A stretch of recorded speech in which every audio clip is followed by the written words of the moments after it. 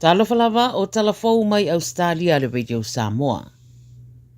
O le au na ia le palmia Australia Anthony Albanese le atunu o saina, ia ave se aloa nisi sa o tatoi lunga o loa au inatu I papo Australia I le atunu, ma la whaatino le atu langa pe a whailo I atu Albanese, I sui o le atunu I le ASEAN Summit, wanga I atu iai.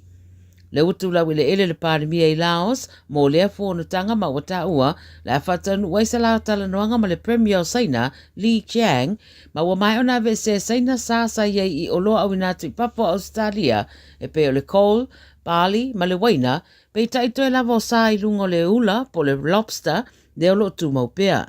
O le masina taluai na malanga I le teutupe o le atunu o Jim Chalmers I Beijing, mo talanoanga ma le teutupe Saina, ma ia ta wai lo ngāru lue tu e lue le ave se au sa o lo tutoe I le ula lea mai Australia. A mere pāre mi o Southeast Asia le pā angalo na lua a Australia I tutau whiwhata wa inga, ma e lima se lau wafe ngā ruenga I Australia o lo whaalango lango I whiwhata wa inga ia mātunu o Asia Saute sa sae. E iei se o lo tala noa pērea so matau mate po le atonu se malama e whailawa si malosi o lana susulu na vai e le langi le tau na leilai le tui sa sae o le atunu. Liptia le 9 News o se video mai se me po e ata o se ta'vale na maua e se tasi o fisa whaasara lau I sini wailo ai le malama lea pēna o ni nei se kone na vai ai mato e mou. E iei tangata na wala watu le tio whaasara lau o le 2GP mai sini o I Tuwumbai Quinselani e whapena o lato vai e fo I lea malama. Sa rosa tase yele to mai mata upu tau le vani monimo Brad Tucker mai le Australian National University e lua lava vaenga I atangi ai o se Meteor po o se whetu pa u fo I e pe ona whaenga I le to tele po o ni maa fo I mai isi pāne tai pa fo ato le larangi. Ta ua Tucker o le isi pa maoninga o lea manatu o le vave ona to e mou o le malama a wai whapea le tulanga yei mea whapea e na oni nai se kone e pasia ne ai. E telefina ngalo tau matemate o le atunu o whaelo le social media e winga I lea malama e leo ilo tonu po lea. Wa iei ata fōwa le CCTV wa whaamatu mai e leo le lato suenga e whaatatau le ngao inga o le ono sputolu wafe o Bluey Coins mai Western Sydney. Whai mai leo le asos fulua iulai o le tausanga neina longo nai la tau I se vaenga tele o taita la ia po coins e le I whaalauloa ina ai na ngao sia le Australian Mint ngao ia mai se warehouse I Wetherall Park. Na whai elso sue ngā leo ma o toi mawaile se lau walus fulwivo ia coins mai neri se to olua na molia ma o lo il whaamsinonga pēle mta upu pei taila o lo fia tala no leo I se tasia li I na vai e se whale tupe Revesby ma se tasi fo yo ave ta'avale o le ta'avale lanu pae SUV na vai o whaapaka I whafuane o le whale tupe lea whaata se Malaysia ave ta'avale o se ta'avale na vai o whalua I solo whaata amilo I le warehouse lea na ngau ia mai coins. Whaamtala ina leise ri o se tangata Pasifika pe o se maoli foi ma o tau sanga ina ni se sira fini whaamtalanga I lea mta upu ia whesota ia nei le Crime Stoppers. O Bluey Coins o ni nai tā la walo miai le ata o Bluey le taifau se ata tamaiti e whaalu le televise tanu mai lava le luaf sulvalu ia mai to tele fia iai ma whaatau coins ia mo le auina o lo whaawau nei la le suenga I lea mta upu. O le whalawalawa tau ta'awale na wheto e ni ta'awale se lua le tu isau te sisi fōsini le tau na leila pa amaunia mai ato tasi wa maliwai. O le vaenga o soswani whaavave na wala wane Glenmore po le lata le lima le vaveau na ua mawatu se li isa whaafuina le isi ta'awale wa maliu le lava no fuanga. O se isi ali ima se tamaititi I le isi ta'awale na manunua ma ave atua I le wharamai. O lo whanga solo suenga le teminei ana poloka I foi feo inga I lea whaetu I le tau na leila whaatino suenga. No iei vaenga le la tele o lo tapunia pea ma lo saidia leo nisi e si da fiani whaamtalanga I nei whaalawalawe. Tala muli, o fola le li tai o le li taalo me le Brisbane Broncos o Corey Oates mai lana kalapu. O li putia le 7 News o Oates e lusu riva tausanga sa afia I manuanga I le lua tausanga watunai ma ua leisa na kon karate mo leanga I atu le tausanga fau. Le sola ua whaiai le whaaringa le li taalo leanga I SCA ma le NRL I le mai o taalonga lua se lau sefulu ono mai ia o le sefulu walu maasina talua I sa whenga ia ma manuanga ma o le teminei o le a wha si o na ainga le mafuanga le ua whaiaila na whaiunga I li taia. O le lua sefulu tolu na mua I taalo ai Oates mo le Broncos ma e whaiva o na taalo I taalonga le State of Origins mo Queenslandi e au fiai tausanga na manu malo ai i le lua afe sefuluono, lua afe sefulufitu, ma le lua afe lua sefululua. Tala ia Radio Samoa mo le nei au oli. 24 hours a day, 7 days a week. Radio Samoa streaming live on www.radiosamoa.co.nz.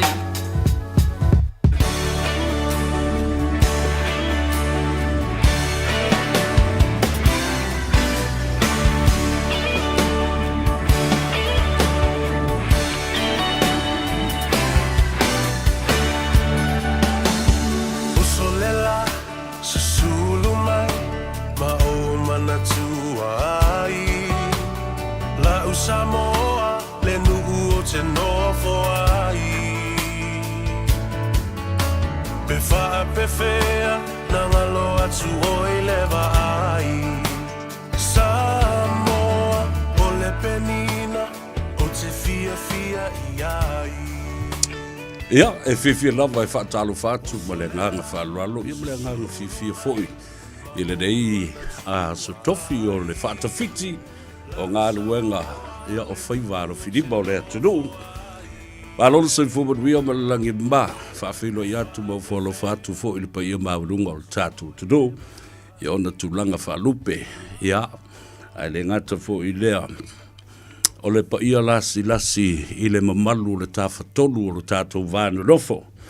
Pa ia mamalu wha le malo, pa ia fo i mamalu wha le atunu. Ia a o tau lava o le au whingaruanga tatofia le atua. E tawalunga i aime o maleanga o lau tau tatalo. Lea o lo manuia ai Faiva o Samoa. Whawhilo i atu, ne ngā Gagaifo Faiva o le atunu, i na ua mai o na ngā ele lai le tai au. Ia bala usu fo i le atunu i ona tiute mo na Faiva masani.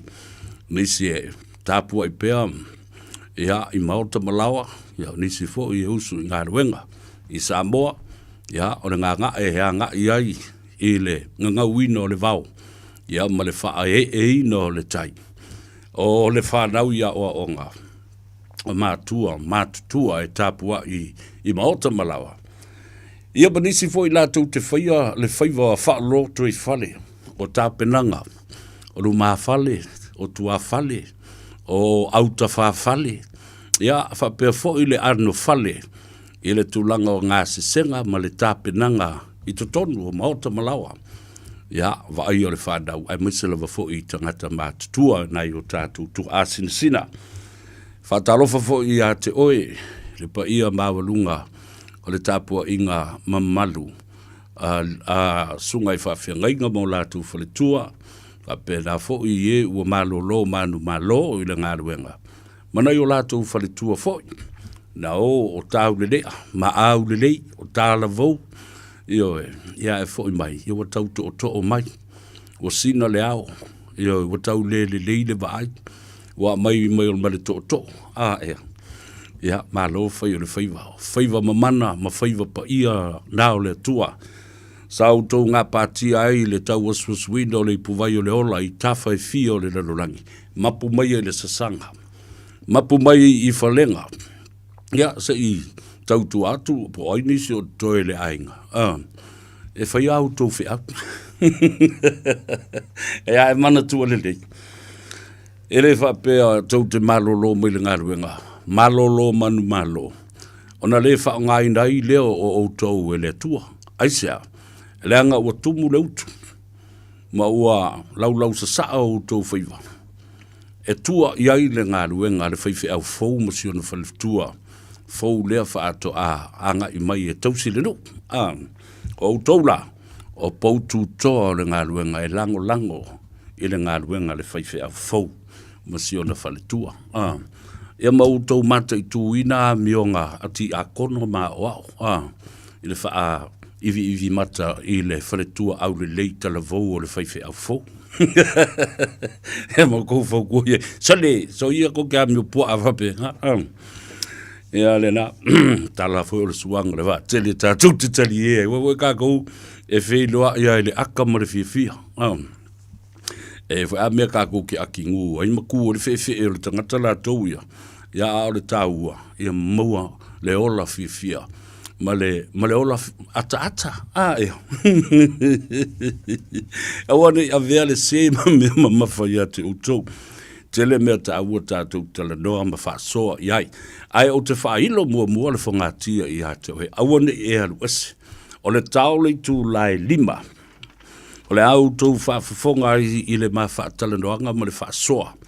Ma le fionga le li whaipule ia Honourable Member of Parliament i le vaenga whai o le Green Political Party le fionga ia Honourable te anau Tono. O ia lea. E ona ia le pili lea na tātou tapisa i nei ma vavao i le tūlanga o le toi se i mai, the Private Members Bill. Tos se i mai tonu o le pūlou, po le apa, ma le atingi apa. The Private Members Bill that was inserted by Tono and been picked out and selected as one of the bills that we can look at tilo iai le teunga.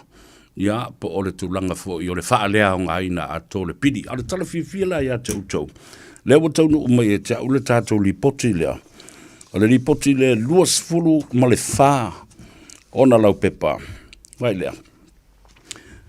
The restoration of the citizenship removed by the Citizenship Western Samoa Act 1982 Bill. Members Bill. Te anau Tono, whafonga le lei, e manino aila ia lea, o lau sila ma lau whafonga, i le tūlanga, o le recommendation, polono winga, o whautuanga na au maia i le soa komiti, whaapitoa le pāle mene, lea na tutuli mai, e whaalongolongo i a tātou mōli mau tuutu, verbal submissions, ia ma avatu ai ma tātou mau tustusia, written submissions. Ova atu, le tolu se fuluafe, ia le tātou tau mawhainga sa whai. E le ngātai le tāwha tolu, o le sa ilinga malo e pei ona iai, ia le Pacific Leaders Forum, whaapena fōi ma le Samoa Council, po o le Advisory Council, po le whono fōfautua a Samoa. Whaatasi e ma le mawhtanga so whaatasi a whaawhengainga. A e kale sia i au kilani nei. Tā ua tele ma tā upule nā. A wao le recommendation nea mai nā no utango e whapupula atu whaperai atu oe. Wha mai le recommendation al Parliamentary Select Committee lea nao mai nei e whailisu suenga. New Zealand, ma le Parliament New Zealand, whai le bele o mātou whai atu e whai. To e tuu i nātu. Restore, rather than repeal. Le uinga le upo repeal ave ese. Ai ia whaa mau tuina. Restore. Toi fuata ina le tulafono. You should be happy. Well done, Samoa. Ai o li poti lea lena fi e isi a wari i anga mua kua ngā pō, whai la ko whawhikai ia lelei. Mua. Ola wari i le ka ei umawhua mua. E whaafofoa ia le moa. A o lele i o le kaimi kakao lele iai i le mkua moa anga whua moa. Ia na whai taula i le pe whika mai moa e mo mai hei. Ai, te e lele maulau fusipa umarau nofo i le so. O le a ma tala. E ala whai i le upu fo i le a e masani i le atunu uma whale upolo. A o na se e tufu e. Ia, o na tofu sia lea o vailoloa. A wa o i. Na ite ai le malama o pai tala o le atunu ule nei. A le tala le ha Samoa. Sau mai lava le amatanga wana le la. Sau whai atu ai i le mātou fono ma le komiti. Ia whapea fo i le fono fau. Se sila i mea New Zealand na whai a i tātou. Mua taunu atu le wa o le tālune. Lea na mālili wai 2% o tangata Samoa na mālili umai. Lua. Pule wha kolone i tātou. Wha aunu ua o tātou au ngāta mā. Na amatalia le maua Samoa, le maua sa la whai, le maua tō mua mapule. Wha tāwhea inu. Tolu. Whana. Ma ua tangata waleina le tama ainga. O tō mana tua mai la mei o te whatue. I ulava, ina tuli tātou e mailea, ala national malto ina maltun. Tuli la wala. Sa e maile fi aia maltun ma leo. Lea la, leo tauto e sila mai. Wa ave ese le tātou citizeni la fef se lau valurua. Fai tau maile tele o meio. Ave ese le tātou citizeni. Ave ese faa. Lea la tātou te tapisa i nei le mele. Lea lau saule i unga al committee. New Zealand Parliament, you have to amend the act and restore rather than repeal. Whalongo le upuna, langa tā ua tele, esel mele restoration. Olono winga le restoration, ua toi fuata ina le tu la fono. Pio le kalesia mamona fo le toi fuata ina olana e kalesia. The restorable and the restoration of the gospel of Jesus Christ of Latter-day Saints. Ta wala mai le afo ile ali talavou filifilia le na ya Joseph Samita le ulo umai I kanka menga warika e kaupoe le muri Joseph Samika e fa pipi ia fulfulu mo ia fa kalia ya o ko vale mai Joseph Samika muri lu to va I ulo kanka ala le me utulai mai ua tū le tala le lei, ua toi fuata ina le tala le lei e Yesu Keriso, e iai la le tū la fondo le aso le lei.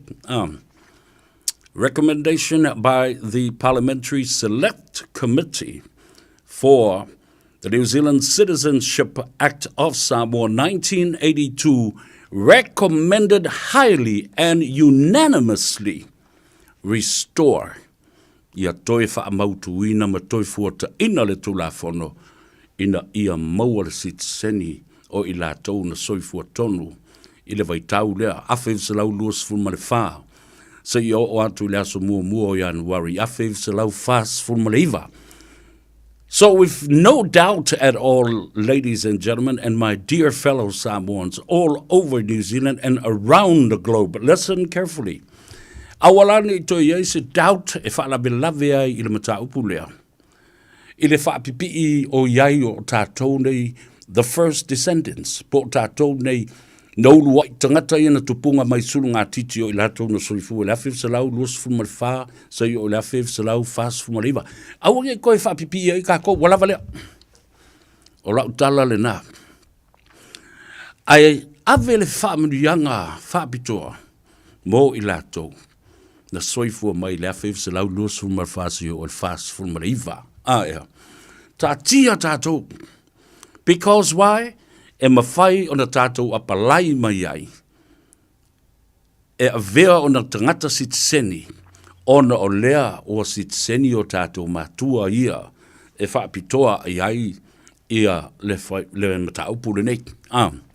So, in other words, please, without no doubt, let's not disturb. Le winga le upuna disturb. Oni tātou toi wharawilave. Tatia tātou. O leo mo o tātou citizeni. A nisi o lātou le mo o lātou citizeni. Tu mua se I whai citizeni o nai o tau mātua ia. Ia on apalai mai eila ia lea through them. Descendants. Citizenship by descent. Ai, o tātou te toi wharawilave e matau. Pulina mantua lei. Le recommendation lea na mai. Ua na o se fautuanga e ave. Ile pale mene o New Zealand. Ai le I umma le tātou ngā ruenga. Dala le naha, Samoa le tau te whaanongo longo mai lava I ale I atau sa vea. O le ftelenga I ale on muenga le sunga I atari ai Edwin Puni. O le fionga I le alo li I afe puleai, semif puleai. O fai fe au. O le mafutanga so fatasi. Ale atunu o tata longo atu pea. Afio mai, le tawhatonu le nei o whainga malo, ma sa ilinga malo. Ai o le mea le nā lena tau whaipuna I whai isi whai to ino le atunu. Le sunga au pito, ia ma le sunga ia anae, ma I lato whai. Ina ua mai ona lato whai tau le li poti lea. But let me tell you something. That is not the end. It is a highly recommended advice to Parliament, which is a beautiful, wonderful story today for you and I and the rest of Samoans. And perhaps this is how we're going to lay this matter to rest. Ia. Ona moe file muai lea o ia. And rest in peace. Lena ta ua tele. Whaafonga la Samoa. Ele uma le tātou ngā ruenga I. Ele yo o le whaita wina lona lua o le pāle mene o le pili le nei. O na whapena fo I la ia lea. A whai e pāsia I lona whaitaunga lona lua. O na toi ave fo I la ia lea lesi komiti whaapitoa. E whai ai le lātou recommendation ma le lātou suenga. Mani teu unga e whai iai. O na toi au mai la ia lea I Tono. Ile mea o le vaenga, o le pāle mene ato mo whilafulafo inga. Whapena fo I le mea tau o le whole house consultation process. A umaina, o na toi ave fo I le I tua. O le au mainga a whapela e le whaitawina, ma le ai se suenga lona lua, et momori e le pidi e whaitau, ma pāsia whaalua. O lona winga o le mutaanga le nā sias kako ua mio. O muta I nā pā whai, e leisa recommendation, e toi fo I mai le mata upule nei o le citizenship o Samoa, ina ia whaitau lona lua. Ma o le talutonunga, o le tele o teimi, e whaitau lona lua ai se pili, ma toi alu I tua, ma toi fo I mai. O le iwa se 10%, o le pili na whaitau lona lua. Bingo. Eo olo le whaitaunga lona tolu, e le mawhai ana le pasia. E sea iai se pili, e pasi me lona whaitaunga mua, whaalua. Ai toi mai le lona tolu te e nā tuai. Tātou te talo, le ala nā Samoa, leo tau te whaafonga mai nei. E le ngata, e le tātou sa ili ngā malo, le tā whatolu leo te tala no atuai. Ai o lea foi wa tātou a ngai I vaenga whai ma whaafale tui, a pāti whai o le atunu mō lātou te tai. Langa foi tātou te le nofo ai.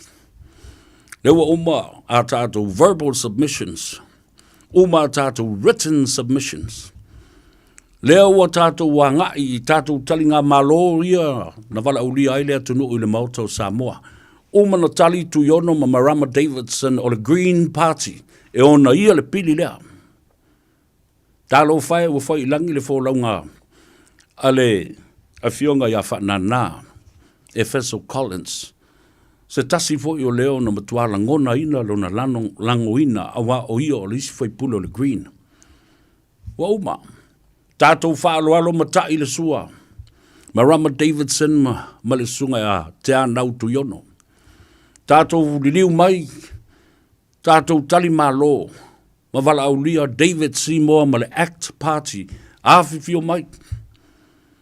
La unga mua lea, a lea fo I teitai, mosa teimi mua, ia Samoa. Whaia fo I le mauta Samoa, ta tala le ie a lea tunu, ta tala le tonga Samoa. Ma isi mea lofa wha lea nganu, ta I le sua. Ia e whai mai istangata, e ula matali e mai a I tātou. Me le se mea tātou te whai e fuana, mea kāro whai, lare kou whi au iei, au tau loto leanga, mou tau le marmalama I mea Samoa, le fia tongi se maa, velo se aso, tapungi nguku maru e ngofo le kou whare. Upu sa upu na. Awa ka whi loa e whai mai sa upenga, e karianga loa. Ia.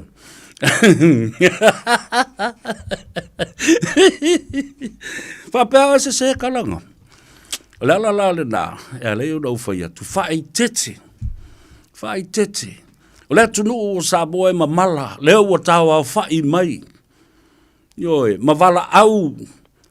Iona I la mutu langa o lea tātou te uia ala tui. E le whai ngō fie. E ma tui, e a whea ngō fie, e a tua o le ala, a oi a tua o le ala iwe, o tātou lava. Tātou te tāngo ngofi lava, tātou ma ta lepe, tātou ma whai me leanga ia I tātou, ma toso I lalo tātou. A ua leo mai, tātou tutu whaatasi, ma puru lima. United we stand, and divided we will fall. And we will fall like never before. Le pā uu tala lau tasi solo le au wala watu le whaafonga ale atunu. Pio ko ulu o me foi o me o... a mea foi le leo whi awara sol whangua pia ka moe mo e ko ulu i foi le au wala. Tu lau whaafonga le atunu o le kaukari e o me o upu nao suanga le whaatele. Ai mo mori a tuaile sa vali. O le ngā lulu e ma puru lima whaatasi. Eo. Ia le na. Lea la. Ua. Ta oto mai ua tatia mai a tata o tau le lei. Lei umal tatu ngalwe. Wa umafo i na tatu tali malo i le fionga ya vau vasa manea.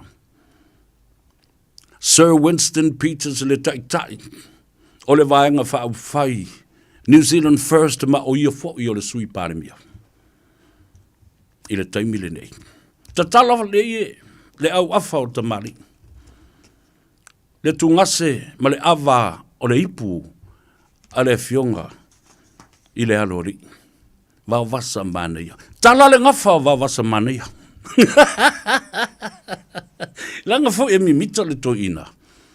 Le to ina matua e ngata ai to ina o upu whai o malo o New Zealand.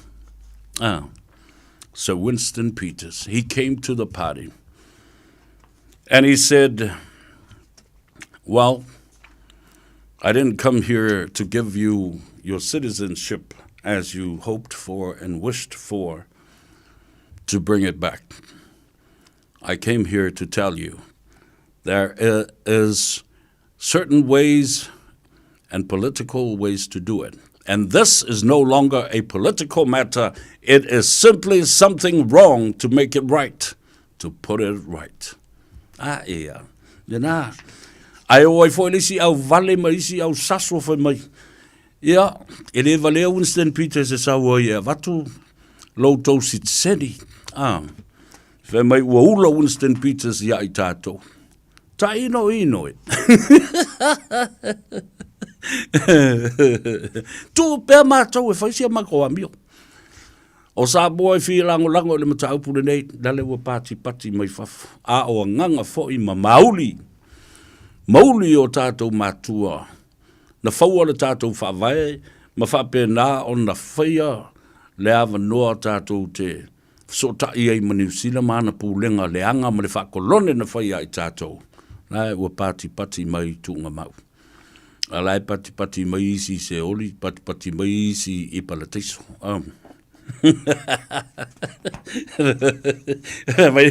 Alai paki, se oli I lai se oli mai. Kafia I ngoi, kafia. Pa I se vai balu. Kai vevela le ngei mea ka ke ngofo kuai.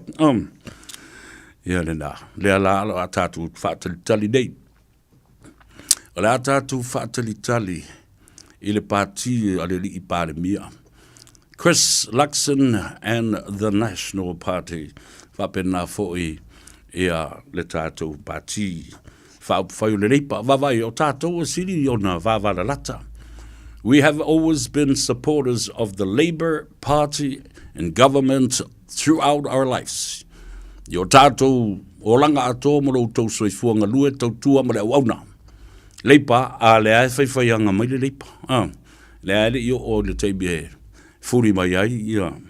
Ia le leipa mausu le pese fo ile la upele o te le tu ua oi. Aia, whakalikali o kuawhia. Se Carmen se puloni.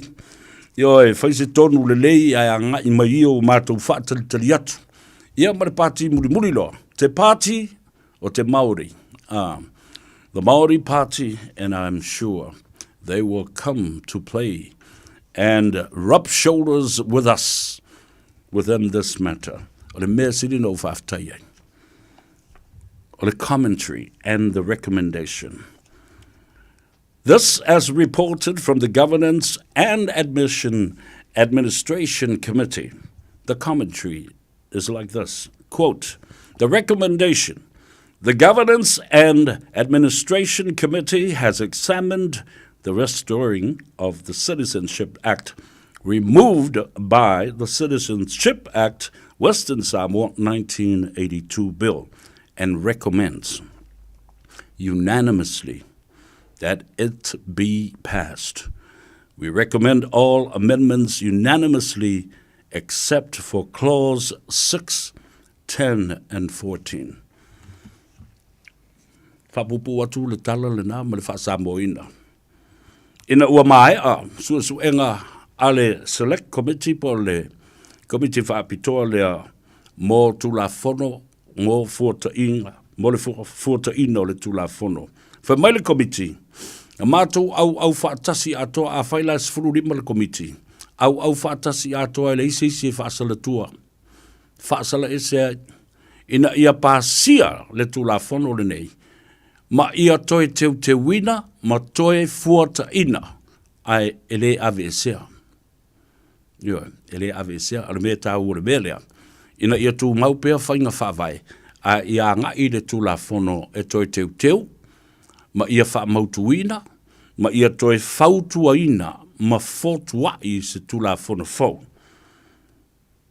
Se i vanga nai, vaenga lo o iai le pui ono, pui se fulu, ma le pui se fulu ma le wha. O le a tātou o iai tātou te tala noa ai, ma wha soa i le vaenga na i se teimi. Wha malulu atu wa tātou le wheilua i, ma maua fo ia se whaopoponga o tātou tala tuli loa. Mai Samoa, ta wala i le sui i le lilu mai ava maina vai. Ia o nolo o iai fo i tuangia o lo whea ngai mai ia. Ai o le a mawhai lava lo so o pea a tātou tala o mea lo tutupu i New Zealand nei. Le lau toi whale, Australia, Hawaii, Amerika, le whainga palota, Amerika, toi lua se furu ma le fitu aso. Ona tātou se e lo le le aso limo November, eva ai, po ai lea, o le a vea ma pele stede, a wa umano o whaita watu i ate, oe ma le valo anga no a watu. O le teipo mone nei, o le a manu maa loa, ai se tamai tai lanu, uri, o a lenga whaelo e a fo e Donald Trump mai. Kamala Harris was Indian all the way, and then all of a sudden turn to become a black person. Nga inki a ko mai le makanga ke ia le o wali ulangu uri nga efu mua le o uri pako ia le kamilengi tu va i meu o meu o ye ba fongo tangata ile meu le tau fa le anga ina e fa se ai le ngona ma fato sinai tangata ile palota mau le nofo America ia matutuila foi mamanua mai lato umalo alala ma papa au i territory of a pevo state le United States malo te America pa o papa i atu ia auto upufai ea le anga e malama iai e so ni ai foi e fa pupula te isi ma fa mumu te isi lo le malama lo pongsa i vaenga tā ua e ave iai lau fa mua e fai ai lau filifilinga ma lau pa lota ia sao a wau te whātu ia te oi o le teibia toi tula i mai e Trump e tusa lea mtula epa o levana mana o se i toi papai i le tofi ma le teitai ina ia whaia ne me ta o le tau i masui but I'm telling you, you will never get there. You will never be able to grasp the power in your hands again. Because why? The people have seen it. The people have experienced it. Na matua i mau tinoa le lei tangata lo lato polonga. Ma le lato tutu ma mata. Ai whaia ma se tau ne ai. Na oe lava e muri atu le epa. Mai lato i ai kongo le kengi atu le epa. Ma le li o lea e wha amuri ai nai. The rest, the poor gets poorer. The rich gets richer. And those are qualified comments and opinion. I say,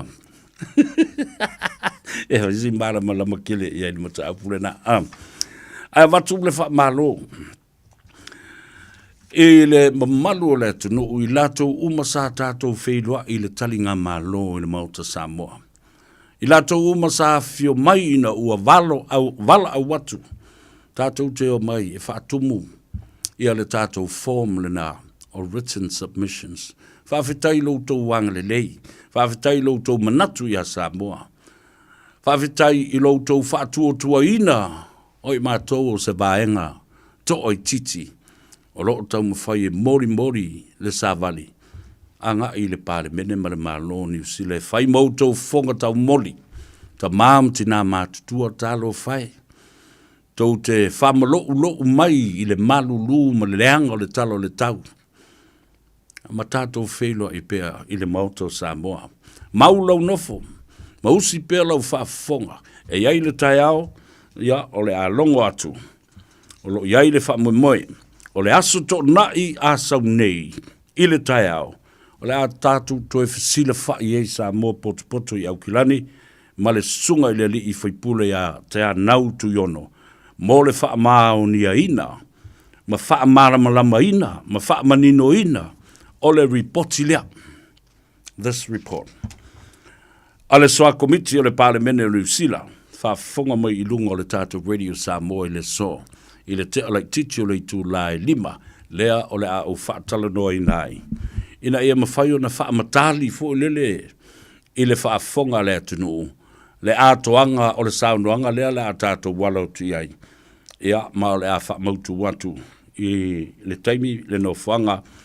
Ma le whelo inga tātou le astonai. Nei, o ananafi le asosfuru o ke topa le na mawai ia ngā mai ailo ma ngā ruenga le soa komiti lea, select committee lea le parlemene, ma le lau o tu ina mai, ma tu ina atu I fo I ma le tātou reporti. Le lātou reporti lea, le o tu ina atu I luma o le parlemene. O le au te lenga o le nei reporti, o lau whaapi atu, le o whaapi mai nei ia tātou.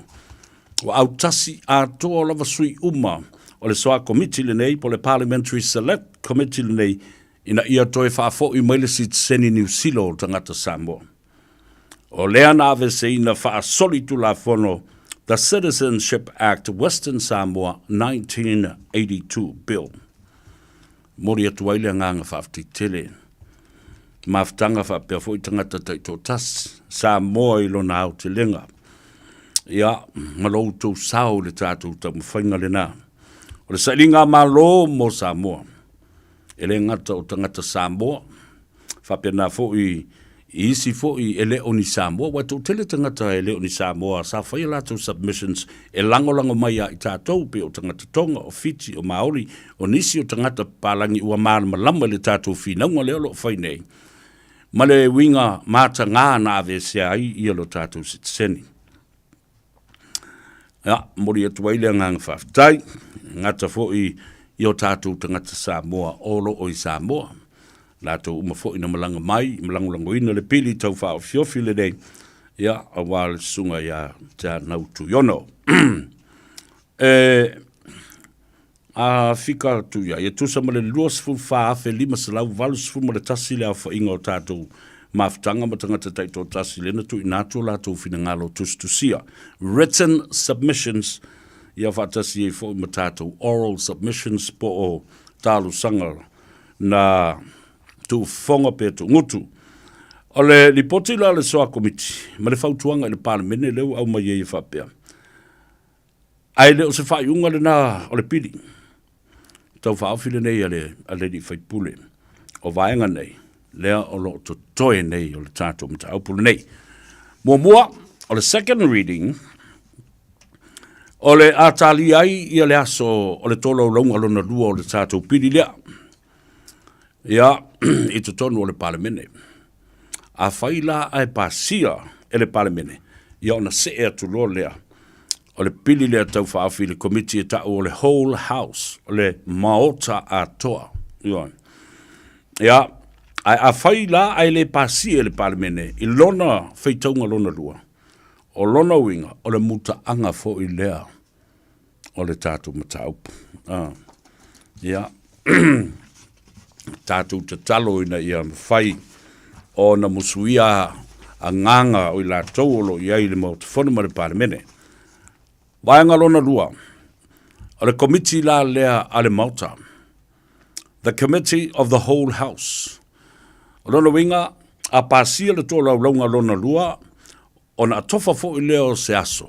E whai iai ia saunuanga, ma whilafulafo ingo whinangalo sui o le paramene, e winga I te unga o le piri lea. Lea na mafua na tu inatu e le soa committee po le Parliamentary Select Committee. E whapea uma fo le pasinga o le tātou tūlafono ma tūlafono teu o le mautafono ma le paramene I te whau o Samoa.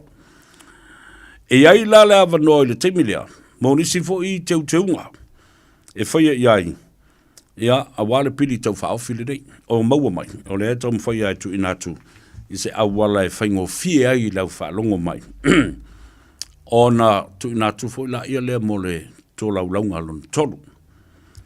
I le third reading po le whaitaunga lona tolu po le tō laulaunga lea, a mai ale whaatala no ina e le palemene o le pili mo nisi tūteunga a le Committee of the Whole House po le Malta atoa. O na atofa fo I lea o le aso. Ia, e whai ei le tō laulaunga lona tolu. A whai, ai pasia le tō laulaunga lona tolu. O lona winga, o na tālia loa lea o se teimi e tu ina atuai. Ia le pule wha malu po le Royal Assent. O le Royal Assent, o le teimi le na e stampai loa. Le pili. Ua wha maunia, ma wha mau wha ilonga ina. That is Royal Assent. Matalia ina loa. Ia, e a vea matula fono. Ai a whai le pasi e le paramene, lona winga, o le muta anga fo le na. A leo te whai atu. E se a, se pili e sao mai le mua, sao mai le lona lua, o atu I le Whole House Committee. Ai te ena mai e ina. Ioi. Tā ua la tau ia. Petai, e ila mai tau, peo no whaiantu, se pili, usually 90% of any bill that has been passed the second reading will be approved or non-approved. O le Royal Assent la, po le whailonga, whailonga ina. O se, so ia se ko ke, wai ko mea ko, ia la kapero, o le to e on sai mai Samoa se na le fa longo mai tangata wa ngalung te pel tatu telefoni ole mai ai ona tu ina tu le pule fa malu po le Royal Assent po le fa longa fa mawina fa mau fa longa ina ona vea lo le matu la fono alo ia New Zealand manga va ai loa ila tu umola volo ta u le tu la fono le dei na soifua mai le afev se lau luas fu mar fase o le aso pomua me afev se lau fas fu maliva ono uto o mai lola ia lea e ese mai fo ila auto you don't have to go through the usual channel of applying for citizenship. You will have a special treatment in terms of your application under this Citizenship Act 1982 restoration of your citizenship. Alongo bela, ono uto wangava. Talo fai. I can just imagine na yo tato matua lea na siasi mai nei New Zealand. Ai tau mawhai o lato pepa no whamau. Ai le mawhai lava. Ai mana tua foi. O la whiw se lau fitus fulma le fitu nai ta oto le Protocol Act. Mo le vana I loe New Zealand. O I lesi whai toto o e mawhai o na tato. Apalai ai I le sitseni. E a vea ai o se Samoa ua no whamau I New Zealand.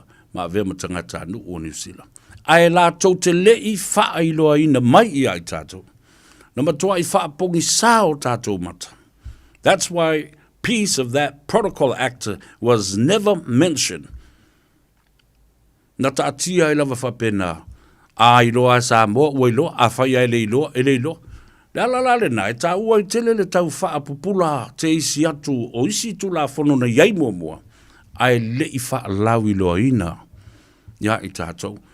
Tasi le vaenga, e tā ua ai, le tātou mālo I Samoa, I lo lātou malama I tūla whono, ma e ngā lulue, I le Department of Labour, Department of the Prime Minister, that has under its wings the immigration services in Samoa. Ta tauna lātou malama I mea ia.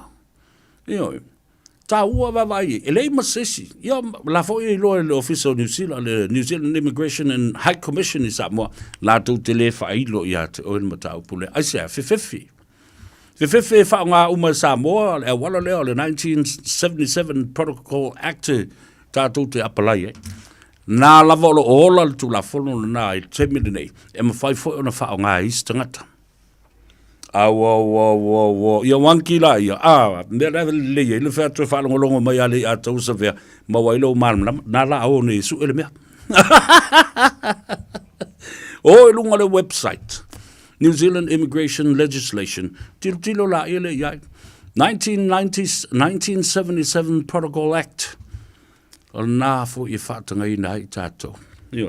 Se manu tātou te le tapisa I le mea lea, I le tu la fono le avesea, a foi le afu angal na le na la una fa le mele le anga la fi no New Zealand ale na ye le 1977 Protocol Act em foi ona tato wanga vai ala to fai fo le me I fen mai fi no nga Samoa tato wo le tu la fono ma walunga peletania. We are British subjects.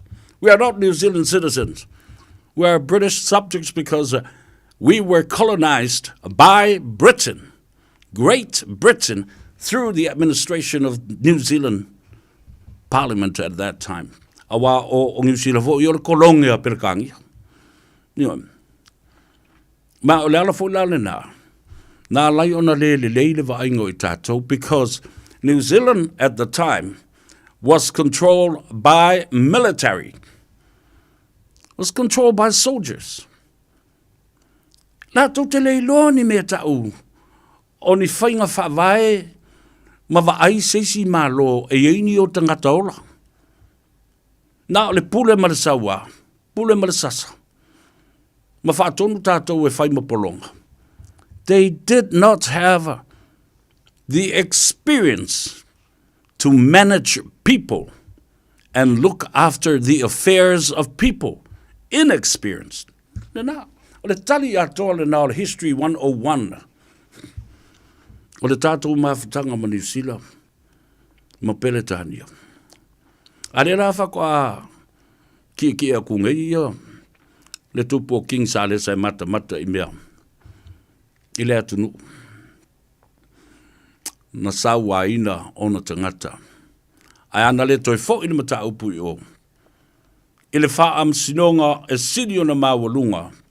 O le langi ma le lalolangi I whainga malo Peletania, ma malo I lalo lana taupulenga, e le whaia mai le unga le awhivsa lau wal sumalo. Ia whale mai, ia fo mai le sa. Ta ua la le nā. O le pasi o le tōlau launga muamua, whapere anga I atu I tōlau launga lona lua, ma le tonu, ma le tolu, e wha moe I le pālota a whaipule I to tonu o le palemene. Le ala na e le upule na, ia o Faiva I o fiti ai di dilo. Awa fo yo le neighbor tau, pu e ma ale mo le to tele o tangata New Zealand. E mo moli e le wha malo, ma le wha aftei tele. Ia I la tau, sa tusi mafso ta I vaenga wha upwhai te tasi o New Zealand. Le mafua anga le na, o le sailinga malo le taf tonu len whai nei. Wa o mātu tātou wo e whai a tātou mori mau ngutu. O mātu matato mori mautus to see submissions. Aia, ale o tātou o e lue mai le pou malosi o le teitai o le pāti whau whai. Le ACT, le Green Party, le New Zealand First le nale. O tau sisila le isa moele se me ulo le me le whai. O le whau tau tanga poto ono le musmusunga le atua. Au o tau te nofua I ina. Tātou sa ili malo. Tātou wa sambo lea wala, tātou sa vavali lea la. Ma tui pēa ina I te tala ina mai. Whaaftai sa moa I lau lango mai le pili. O aisi a tātou fuafuanga ia lo whaineu. Te fia wa ai ia te oe. E fia wa ai le fono fautua ia te oe. Awa a tilo ia te oe I lau a fia mai o lau sao le nā. O lau sao le nā I matau. Mo ai, ele mo oe. Ai mo ai, mo mātua. Mo ai, mo isi tangata. ua lātou le maua le whamlianga le nei, ua pula la ngoto le soifua. O le valu sifuru tausanga, e leo toi to tele nisi. Masalo pe sifuru afe po le sifuru lima afe. Tangata tonu a nei lewa mai ele recommendation le al committee, ma le soa committee, fai nei New Zealand, le parlemene, fai le teunga, pasia nei. It's just a recommendation, ladies and gentlemen. Ioe. O le palota o le pili le nei atu yono. E le o se conscience vote po se me fu le. E pule ale fai pule ia, po le sui fai pule. O le palota o le parlemene e fai fina ngalo o vaenga faa upu fai taitas. O mau mai. Tātou te o e faa lango I vaenga faa upu fai. Le ale lātou tō faa. No mai Samoa. Na wala au mai Samoa ia I tātou. Na tātou o tātou te whelai. O le tali I. Na ifo mai ma whaasifo Samoa. Ma tō tutuli mai. Te tai o Samoa. Le tāwhatolu leo sa ilinga malo. Na ifo mai. Na tatala o lātou au afa. Pati le ava ma momoli ipo le tai au. Ala na Samoa. E hape a tātou ngā lulu e whātasi ia mo se teimi mua. E hape au ko o mai ia whapengei. Mai ale lei. Kongi akula solo e ngā mea. Ia tātou o whātasi. O mai whātasi. Tutu whātasi. Ile nei mea tasi. Lewa tele na tātou whivaiwai aisea. Lea ngai whaolo a taua isi tangata. E manatu o le lātou. E mawhai ona te se ina.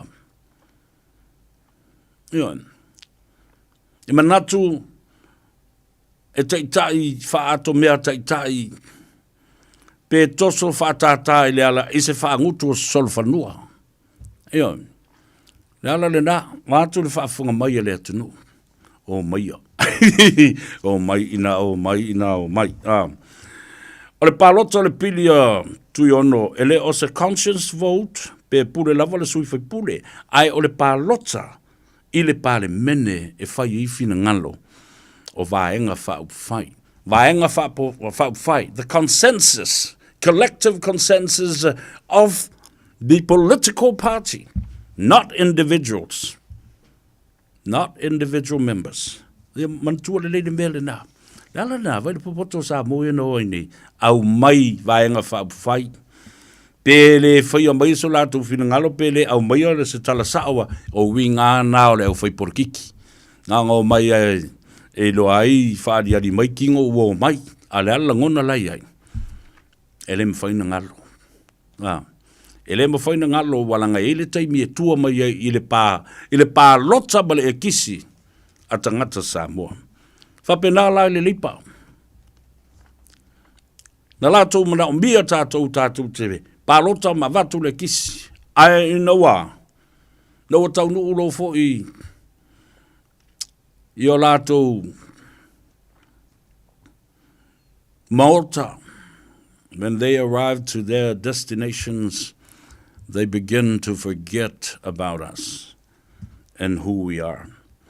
O le autu ma le tō whasa I li malo le nā. O lo whasoro ai nei a tātou taringa malo. I au kilani, Samoa poto ma vaenga whai New Zealand. Dea lo tau la mua nei le Pacific Leaders Forum, le whono fau ma malua Samoa, ma le mafutanga so whatasi a sunga I whawhengainga o whaife au Samoa. Whaftai atu lau tau sau whainga. Whaife au Samoa. Lau whionga Father Michael Enderman. Lau sunga tuinga mala. Talo whai. Le sunga le tama malo lo man malo. Iau tumapu. O tau uma. O sunga I whawhengainga lau whionga le sea yeli. Paulo. Whaftai tā pena I upfolfola. O lo mwhai o na whaamni na ai le atunu. O lo o awhio mai e lango sua le tātou whaamoi moe. A lea ua tino mai. Lea ua tino mai. Ua toe o seanga. O na whaa e lea o Faiva o manusina, mangongosina i tua sivi. A wao lātou Faiva ia. Tof sia ai le teimi le nei. Tof sia i lea. Tof sia lea li titai lale o tomo i le vaa. Le vaa lea o awatu nei. Tasi le nā mea matautia lea o tūlai mai a New Zealand. Te leo ana me leanga na whai i tātou peo na uto lau atu le amata. Tau nuu le tālune, Feoti, Samoa, i le meo le wha mai oti. Whana, tupua, tangata waleina, wha tā whea la waki, manamulau unu ma le a taua mai lātou uma. I vasa e fia, le atu maruana. Ale, lea fo ua toe o i le tūlanga pangatia o le tuli o tātou i te i whau. Whau le tātou si tsendi. Ave ese wha malosi. Ti poti wha malosi o tātou tangata. Aia. Le fo uto e watu le lātou wha ngoto i ngātai. Ai lamatia ai le soifua o Samoa. The livelihood is now threatened because of a natural disaster with oil spill from Manawanui. Ora fai tau langalo tau titilo mai wa mata mai tau mea sa vea le ia tau. Ngā me le anga le o mai kau re ri. Ea wha umatu le o tonga le atatu ue tā le pese lea. Ea whata sei ma tātou tala fau i vai whanua. Awane e aluese. Awane e aluese. Nā la walo e whamaila ui tima e toi fo i mai e. Ma lo sa bole ngā lulue. Ia anga i pele fale ki mai pele o le tio se e whalongo longo. I le oto tonga le ano fale o le ripoti lea. Ma le taimi tātou te tala noa ai ma le sunga atu yono. Ua na o le Radio Samoa se furulima iwa toru a mo e tautuaina o e ilaungangana fitua so le vai aso. Talofa Samoa, o Ateshna Ryan, o le Licensed Immigration Advisor mo le Auckland South Immigration Consultants. E visosoani mo so se tu ai ngā visa e malanga mai e New Zealand po Australia. Telefoni mai nei loa i le o valu o tasi o no valu wha fitulua. Po le olua tasi o no valu fitulua tolu o. Whaongare tūtua le Pacific Easy mo au tupe whamamoni sa mo le masino ke topa mapaua i loa vanoa te oro paramano ai whailonga tupe whase furutai lua se lauta lau sau nia mo ana paanga. Lua se furu whailonga mo Samoa, a lua se furu whailonga mo tātou New Zealand nei. Se ina whailonga se furu aso tō na i o vai aso te tasi. Manatua, o lo whaawau pēr lana whamitoa lima tala pēr e whaonga ina Pacific Easy app. E whaasau ina whailo te mi mau se leni pēr whaonga le tātou direct transfer. Tiposi mai o tupe le tātou account, ma whaamalia ina pasiri lunga o telefoni o na whaatino leo le aunanga ai ngā whamitoa. O lo avano pēr o tātou ofisa i o Tara o tāhuhu ma le taulanga whaatau i mangele, pa pēr e siri o le fitu se furu o tātou na lau whaasoponi ai New Zealand. Mo nisi o whaptalanga wala au le o vara se lau o tasi ono po telefoni masani au kilani lua fitu ono fitu iwa fitu wha ma le lua fitu ono fitu iwa vara wha Pacific Easy o lau pa anga mo tupe wha momoli i Samoa. O le fitu au lele ma le fitu ta ia la o ngā amata e mawalunga lana au nanga tau Early Childhood Education po a o ngā amata Samoa ma le Pasifika i mangele e iai whaia o ngā le stala ma whaia o ngā lango wa lava tā pena mo le awa o ina o le whanau. E uti avanoa o lo o tutoe au ala e te whaatuai ai lesi tala nei loa lo walo wala au mai i le olua tasi tolu lima fitu valu iwa fitu olua tasi tolu lima fitu valu iwa fitu e whaatulanga ai se taimi e te asi mai ai. Radio Samoa. Taslima iwa tolu amo.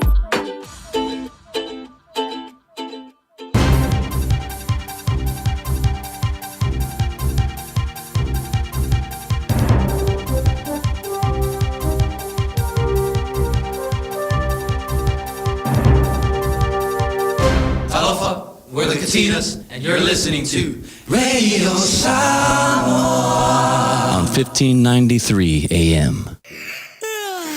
What oil aspirate? Well, if I could buy us with the mga ring, what old time ye? Relax, enjoy.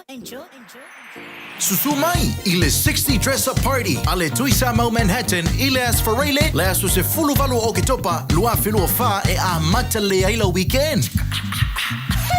Tue fangu skaili ale 1960. Fai mai saula e o asola. Ma tue fa manatu lau siva I aso au girls ma boys. Mawar fai longa ole ofu e pito I manaia. Tua tusi 941A Dominion Road, Mount Ruskell. E limas fulu talar tau I uluai. Afo lima ta talar fai tutoa. Tala fitu o tali li sua. Fafso tai Liz. Mo saulau lau ile olo tasi o iwa tasi o fitu o valu. Le tuisa mau Manhattan. Save mai. O le R-Dash Travel, o le company numero tasi le taungo fio pasese mo fe malanga inga I Samoa whapea le malanga bai I Samoa I New Zealand ei. A whea de loa I le ofisa o le R-Dash Travel, tasi valu lima Great South Road I Marurua. Pe vili mai I le telefoni tolu I valua o wha o o. Tolu I valua o wha o o mo le R-Dash Travel.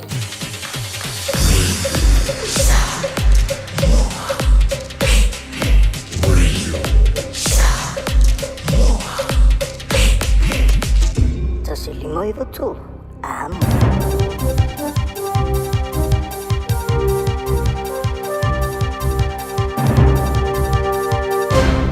E whatalwhatu se whapoponga fo ile nei o tala mai atunu e mamao matala o Pasifika ana Radio Samoa. Momo atu mai Florida wa lipotia to tele wa fia soifua I le whaitua St. Lucie County I Florida ona o le asi o sio wa fia I le whaitua le stete le fo yo lo wa fia le temine le fama lo sio Milton. O lipote le CNN wata wa ia to tele tangata wa maririu I fafo mai o se tasi o no fuanga pe ta yo lo whataria se whamaoninga. O ata mai me po e ata lo whaasara lautu sa o mai eia a fianga o lea whaa I lunga o penga ta whaa I rangi wailo ai e whaisi ma mawha o ti munga ma wa whaa te tere ina popolenga I lo longa e meisa I ngā tai whale o le whaa I tu o Tampa. Mo vai e fo le mana rosi o matangi mai ta wina le tele o a fianga I se tasi o pito nu e ngoa o Sarasota I Florida lava e manatu le whaa ai tau o pasi ese ma le mata o lea whaa I le whaa I tu lea ma whaa soro atu I Siesta Key se tasi fo yo whae tu I lea lava stete. Mai sa sae tu te tonu o lapata ia Netanyahu le tunu o le panona o le ao lato wa aia se wa inga e pei o na iei kasa I le teminei. E le ngata I lea o lapata ia fo I le vanga o le puipuinga Israelu o le ao sofa ia Iran. Se ripoti la ta mai kasa wa whae doa ia to o tele wa maririu se mai se o sofa inga Israelu le tui matua le ai sa au mawaitanga ta Palestina. Mo whaia se whaamtaranga le minister o le puipuinga Israelu Yoav Gallant o la lato tari atu ia Iran o le aonga maanga I tonu lava I vaenga o taulai iai ma o le a whaate iai foi ma po ai lava e oso whaia I lato o le a whaao o iai manuanga ma tutongi foi le tau o sea o swainga. Nā sa mōmora masina neina whana nei Iran nea o penga o missiles a nga ia Israelu, ma sa whatara noa lava Israelu na natali atu I leo swainga pe o na tā ua mai le lipoti. O lo mamafa wheta winga le terminere tui mātua Gaza, le ua whai ai o swainga I le a ai o Jabalaya, o lipotia le whaaleanga ina umo le tele o vaenga o lea whaai tū. O mai ona sa unua le pale mia o Israelu o Benjamin Netanyahu, o le a tau lava Israelu se iau o ina manu maloa iai I le Hamas, ma toe whaafo iane o na tangata sa ave whaapango taina. Le lau walapta ia le panona o le tūlanga fo idea o iai I lātou e peo Gaza, pe a whai e le te e atu o na tangata I whainga a le Hezbollah. Mai le Pasifika I Papua New Guinea wa nei se marienga wa whai e le tunu o Papua New Guinea ma le IMF, le International Monetary Fund, mo se nonga tupe lua se lau ona su 5 miliona Amerika, le atu ina atu I le tunu e wha amalo siai ana porkalame wha tatau I le tau. O lea marienga wa wha ilo mai le vasenei, le afisoso nei I a Papua I le whenga iei malu I tau o lo wha tupla I a pea, I a whianga o le tau a o tau mawhai ei foi, e lango I whetuna inga tau le tamau hainga. O lea vai ngā tupu le a whamtuane mai le IMF Resilience and Sustainability Facility, o se la asanga tau wa tele mo le atunuu, ma o le ulua I atunuu foi leo le Pasifika, wa maua lea I tu ai ngā fisosoani. I Kiripati wa matawhaalaulo nei ana watau o sui tau wā mo le tofu Preston o le tunu o Kiripati, pe ona mana o mio na whaia I lalo swinga fau le tū la fono wa iai mo le atunu. O le tū la fono o ta wai te tau I le tangata manu malo I le tofi, o na whatau nuu ana folfolanga sa whaia a o le I whaia le palota. O le Preston o iai nei a le atunu o taneti mau, o ia lea e manatu to tele o le tangata o pitoanga wa a lea mo le tofi. Ai telefo I le lisi o ana folfolanga o whaalau iloa e au fia I le whaititi o la fonga tutongi, le whaale leia o si o manga o le atunu, ma le whaale leia o le tūtau le soifua manuia o tangata. Pei tai o whaeloa le lipoti o nei folfolanga uma e le o lavalo lato au I iliina. O lo mana o maa mau e wha amarusia le wha ngaina o ala ngā oa a le atunu ma wha amautinoa o lo iai se whasosoani mō tangata I wha tu a pei o Rabbi ma Barnaba, ma ia wha manino le rei mata upu le pule ino whanua I isi wha tu e pei o kiwiti mati ma tarawa. Tala mulimuli ni we wali putia le Radio New Zealand se tasio ngā ruenga mulimuli sa whea ngai ma le HMNZS Manawanui au le ima ngoto I ngā taifale o Samoa o le mātai tū leo ngā yo I ngā stasio waa sa mau ia au o se tasi motu o le Pasifika. O le whaangota mai Taiwan o le FV1 na pauria o ngā samio ni we le lua whelua lua ma whaasau ina mai eitangata e toa se furutasi sa iai lunga. Pa mai le Radio New Zealand o mai le temi nei e le itoe mawane lava ni whaamtalanga fau o le mata upule mai le malo ni we ma New Zealand ma sa whaelo e se sui ma stasio whaalaputonga I ni we e ingo o le nao o le whaamautino ina e le toa tula I mai se tūlanga whaapei o ngā samio le tunu na tu ina toile ngā luenga lea I le waa waa a fia nei le Manawanui. Sao la tau whaatinoa I suenga ma le whaapipi ino radars a wā le whaia o suenga. Pei tai o le la waa a fia fo I le Manawanui I se whaalawelawe tali tutusa mai e lipotia pe ama le 5 square meter o le a au po le reef ua whaaleanga ina I ngā taifale o Samoa ina ua mangoto ai. Wai mai la le pale mio ni we se lipoti o pito na tamai o lo o fia I loa po a tonu ngā yo inga na whaia a le wa a Taiwan lea I o latou o ngā sami pui puia I le lua tausanga taruai ma ua umi tele se teimi o tatali se lipoti I lea mata upu. Tala nā le Radio Samoa mai atunu e mamao ma le Pasifika a wala u whaafunga mai le nei fo iaso. Ua na o le Radio Samoa se furulima iwa toru a mo e tautuaina o e ilaungangana fitu aso le vai aso. Toe whatalofa ia te oe le Gagaifo Faiva o le atunu I le nei aso a stofi whaatawhiti o ngā luenga ia ma Faiva sa uto ngā pātia I le aso a tai au tau walunga. Ai le e whai a le mi o re a kausa vea ia marisunga lauli e oe le aso tonai.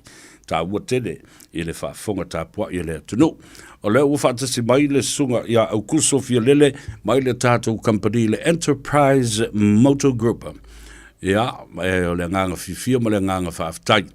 Ia, ua maua fo I le havanoa. O le tasi le nei o company, sa urua I a mata whaatasi mai ma le Radio Samoa I le tēne o tausanga o mawai, e nā ruan fo I la ia lea te tea.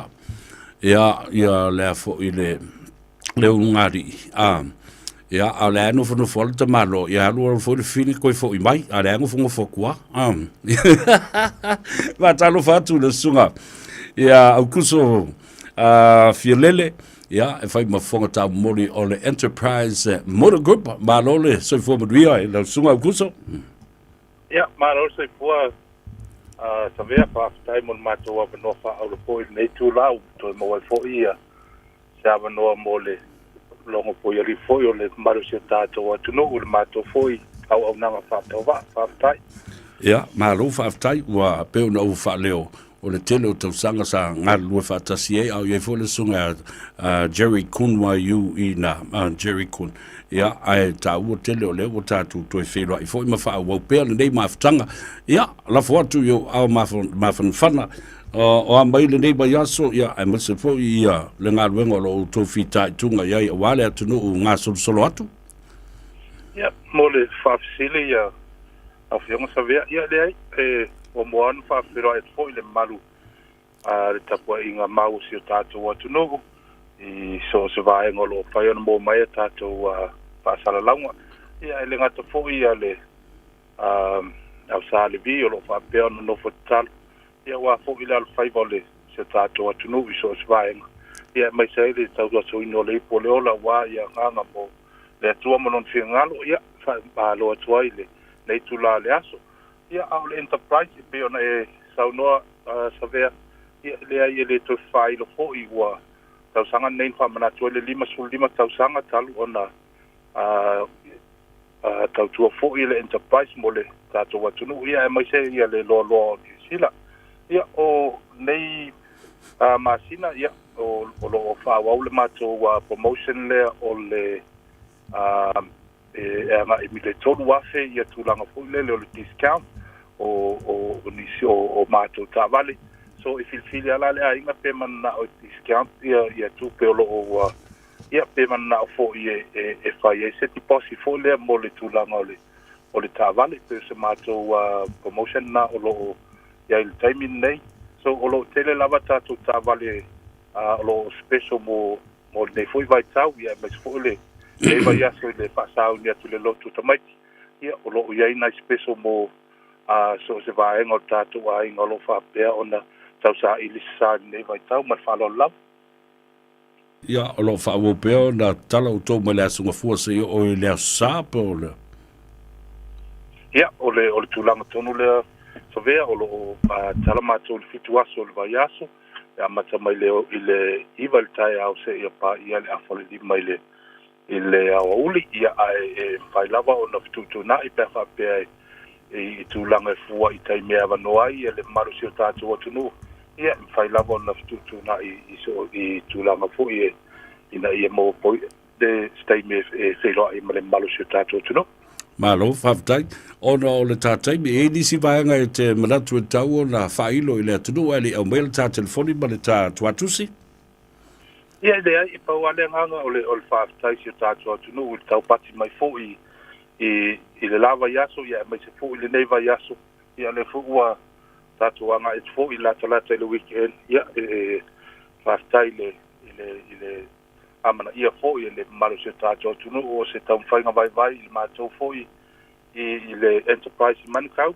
ia le ai o peo le nganga ngā o le whaaftai mo se tatu o tunu o no le tau pati mai fo I le mātou whatawari ia malo faftai o mai le ta telefoni ma le tuatusi le mwhaiona longo pui o li I peo le atunu I lautou au nanga ma le tautua ia faftai sa vea ia o le mātou telefoni le o le o Valselau ono tasiono fatasival o Valselau ono tasiono fatasival ia polo su mai fo I le 515 Grace House Road Manukau 515 Grace House Road Manukau ia e na vidi mai ia lo mato ngā lue tuai ma le sunga whawhenga ia tau o papo ia mai se le sunga le lipule ia Terry ia mai holo le whatau wa a whape o lo na miesa ne vai tau ia vidi mai ma tala noa mai ia o lo mato no whatu nei ma le wha lava whatai sa vea mo le mato wa noa ia manu terina po ia ko whanga lua vase lua nei tula le fiasi ia whatai mo le mato wa noa faftai fa suifua ia le na o ngā Gagaifo Faiva o le sunga ia au kuso fia lele ia o le fonga tau moli le na o le tātou whale tāwale Enterprise Motor Group I manukau e se teimi toe whailo le lātou telefoni ia ma le lātou tuatusi foi ia mawhai o na silafia mā ngā I foi ai ia le tātou tunu o leo o 5 minute ua te ai nei ia le itu la elima o te tono leo o nofo whaatali mai ia le tātou mālo whaalolongia e peo no whailo le whangatia le teimi o sola ua to uia ai le tātou laulau ma le wale sifasa le lau o le si ufonga o Samoa ma le pola kalame le atau sa vea ma le sunga I le la auli ua ngā Gagaifo Faiva o Samoa I le nei fo ia stofi ma le whaatawhiti o ngā ruenga o le nā ua nofo sauni mai le tātou malo. Ladies and gentlemen, like I said in the beginning of this show, that today my special guest will be the Honourable Te Hanau Tuiono of the Green Party and Member of Parliament of New Zealand, the one and only that pulled out the private member's bill to restore or to bring back Samoa's Citizenship Act in New Zealand 1982.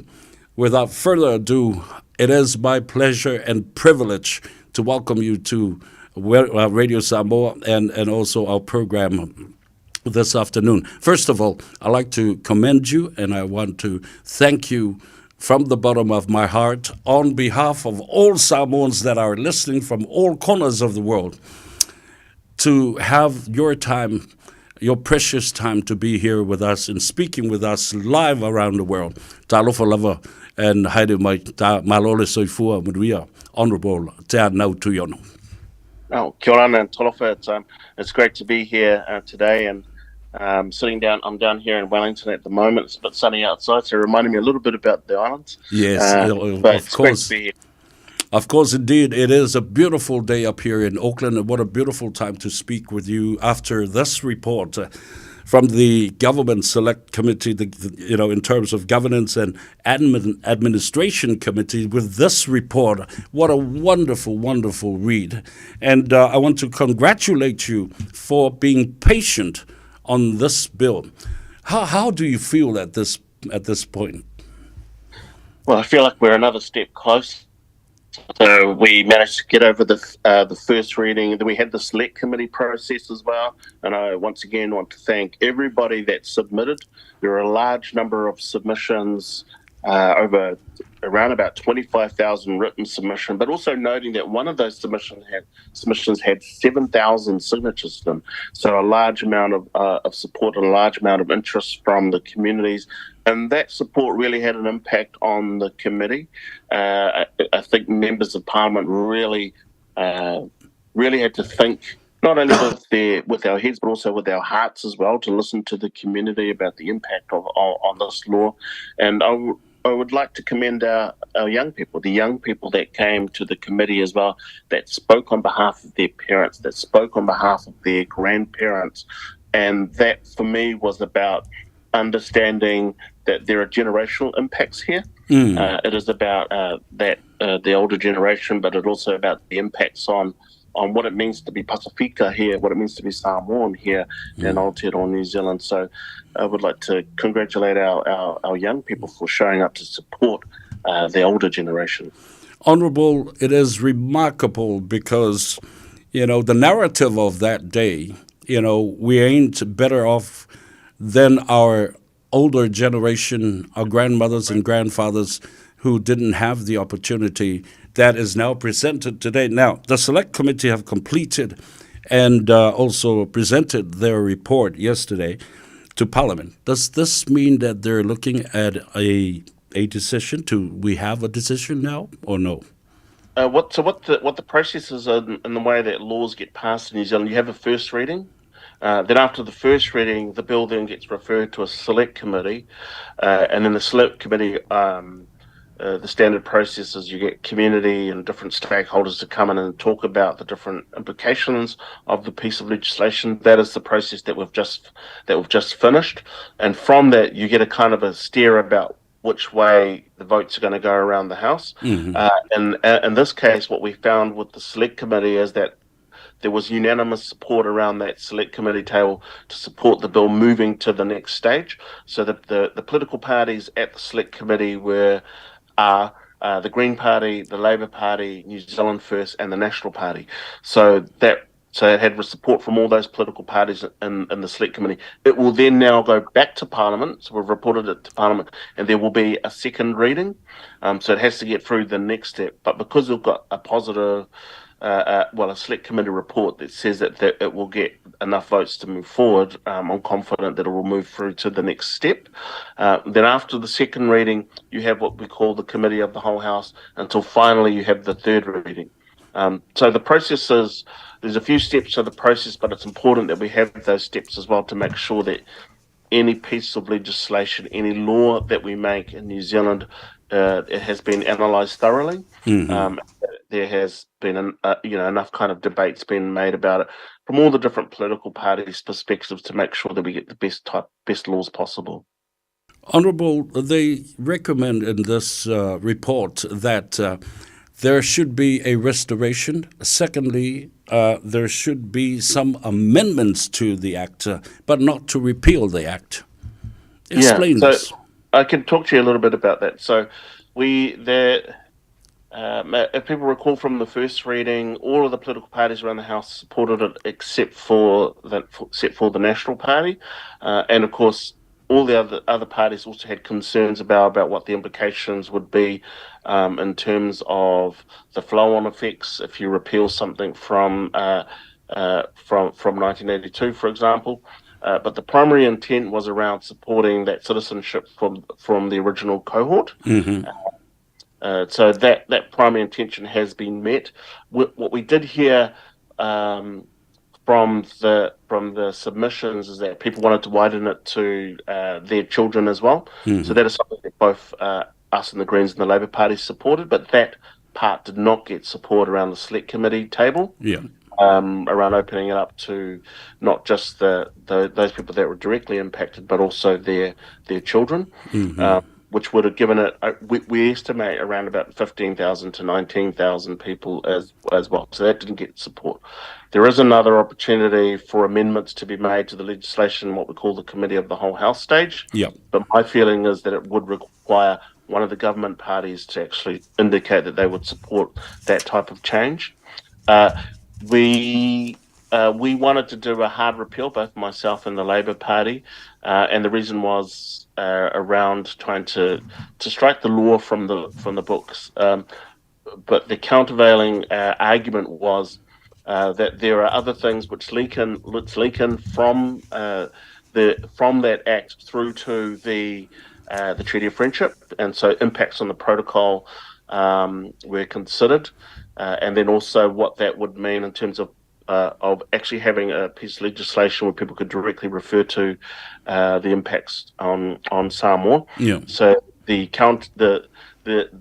amendment that ended up with the majority, that was everybody else except for the Greens and Labour, was to do an amendment. Yeah. So it's not a hard repeal, but there's still amendments being made, amending the title, but then also making sure that the pieces of the flow-through clauses which support the Treaty of Friendship remain in order to allow preferential access into New Zealand, Mm-hmm. But then also to find a way to make sure that we do something for that citizenship pathway for the elders.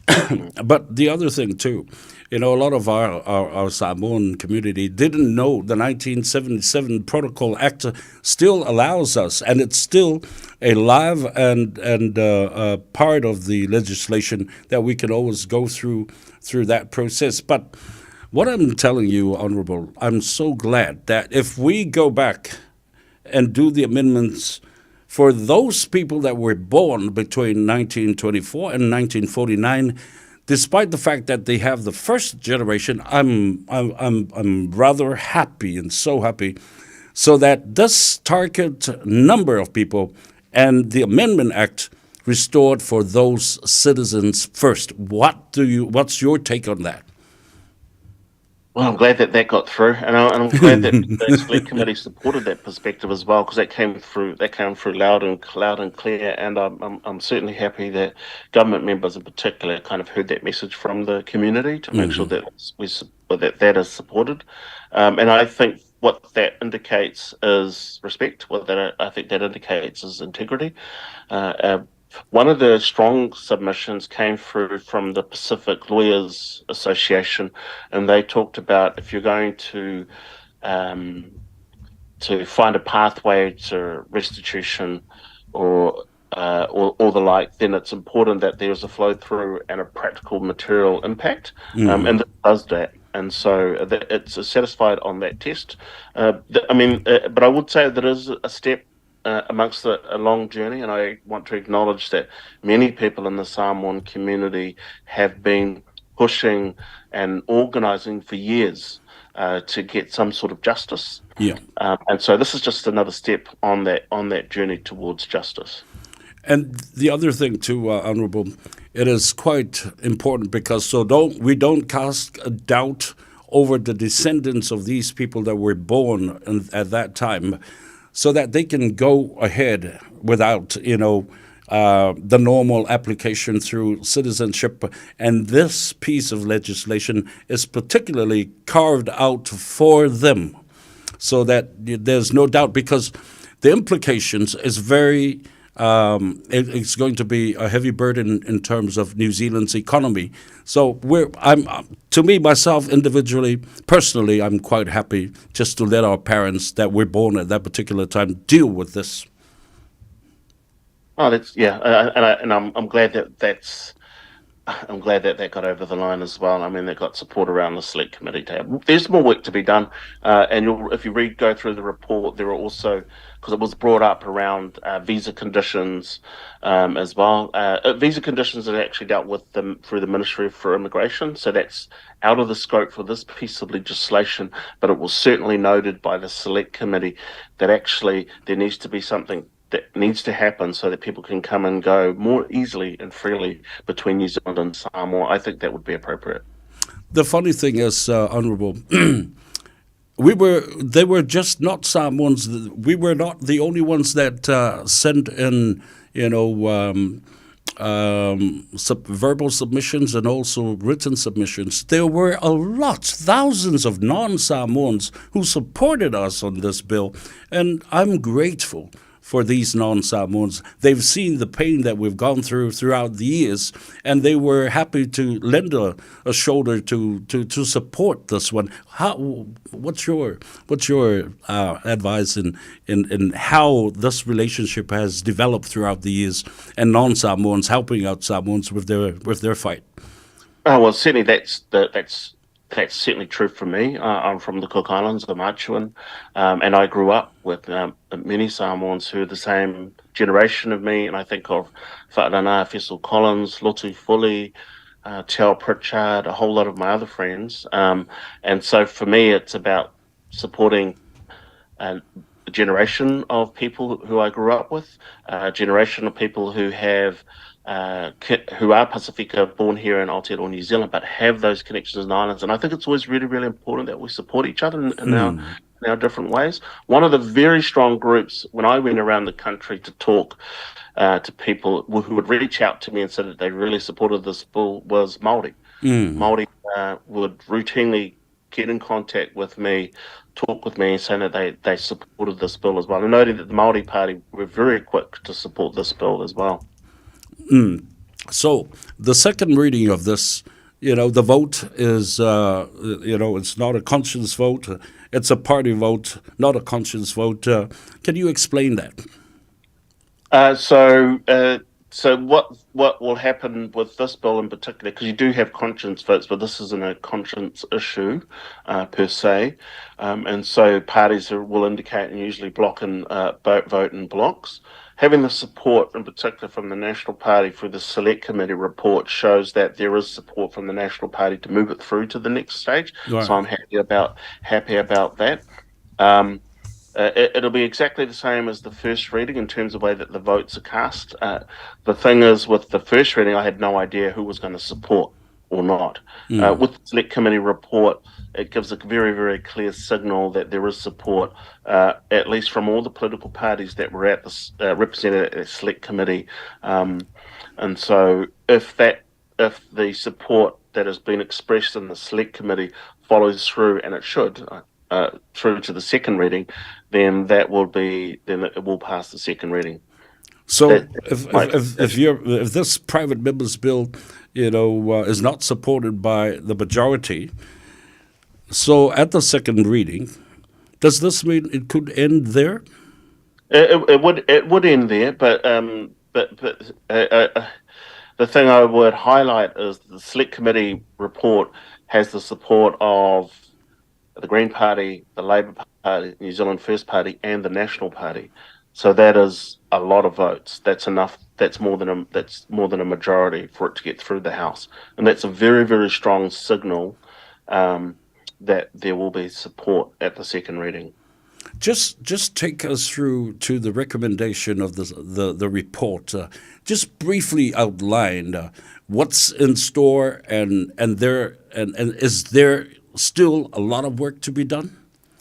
There could potentially be some work to be done because there's all these different stages. So it'll get through the second reading. So the job of the Select Committee has now ended because they've reported back to the House.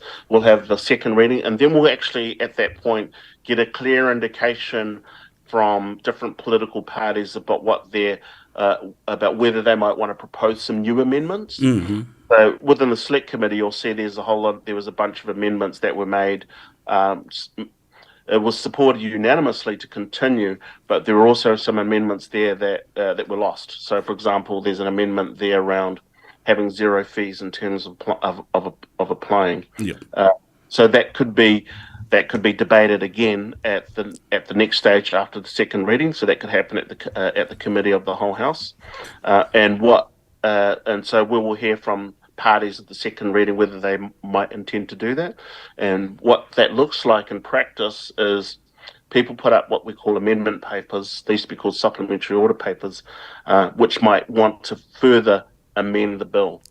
So, for example, if there continues to be a live issue around expanding it to 15,000 people, the children, and get support from a government party, because both Labor and the Greens have already supported that, then that could amend the bill further.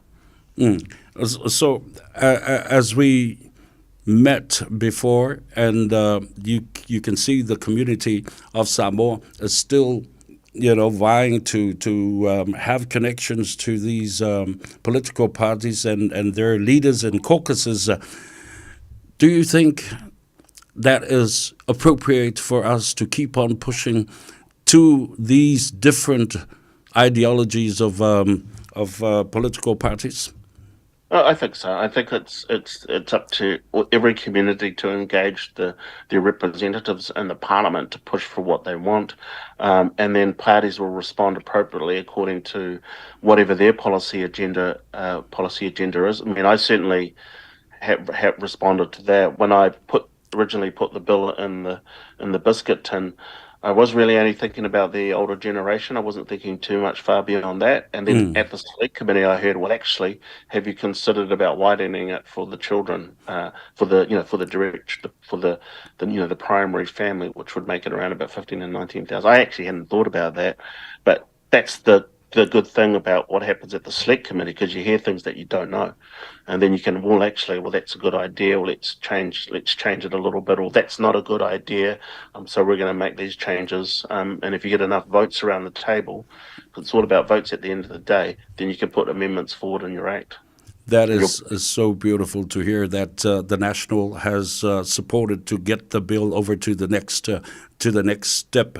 And if you look at the recommendation and the report from the Governance and Administration Select Committee, it is almost a full act and full piece of legislation, because it arrives to the last point of actually recommending how much to pay for the application fee.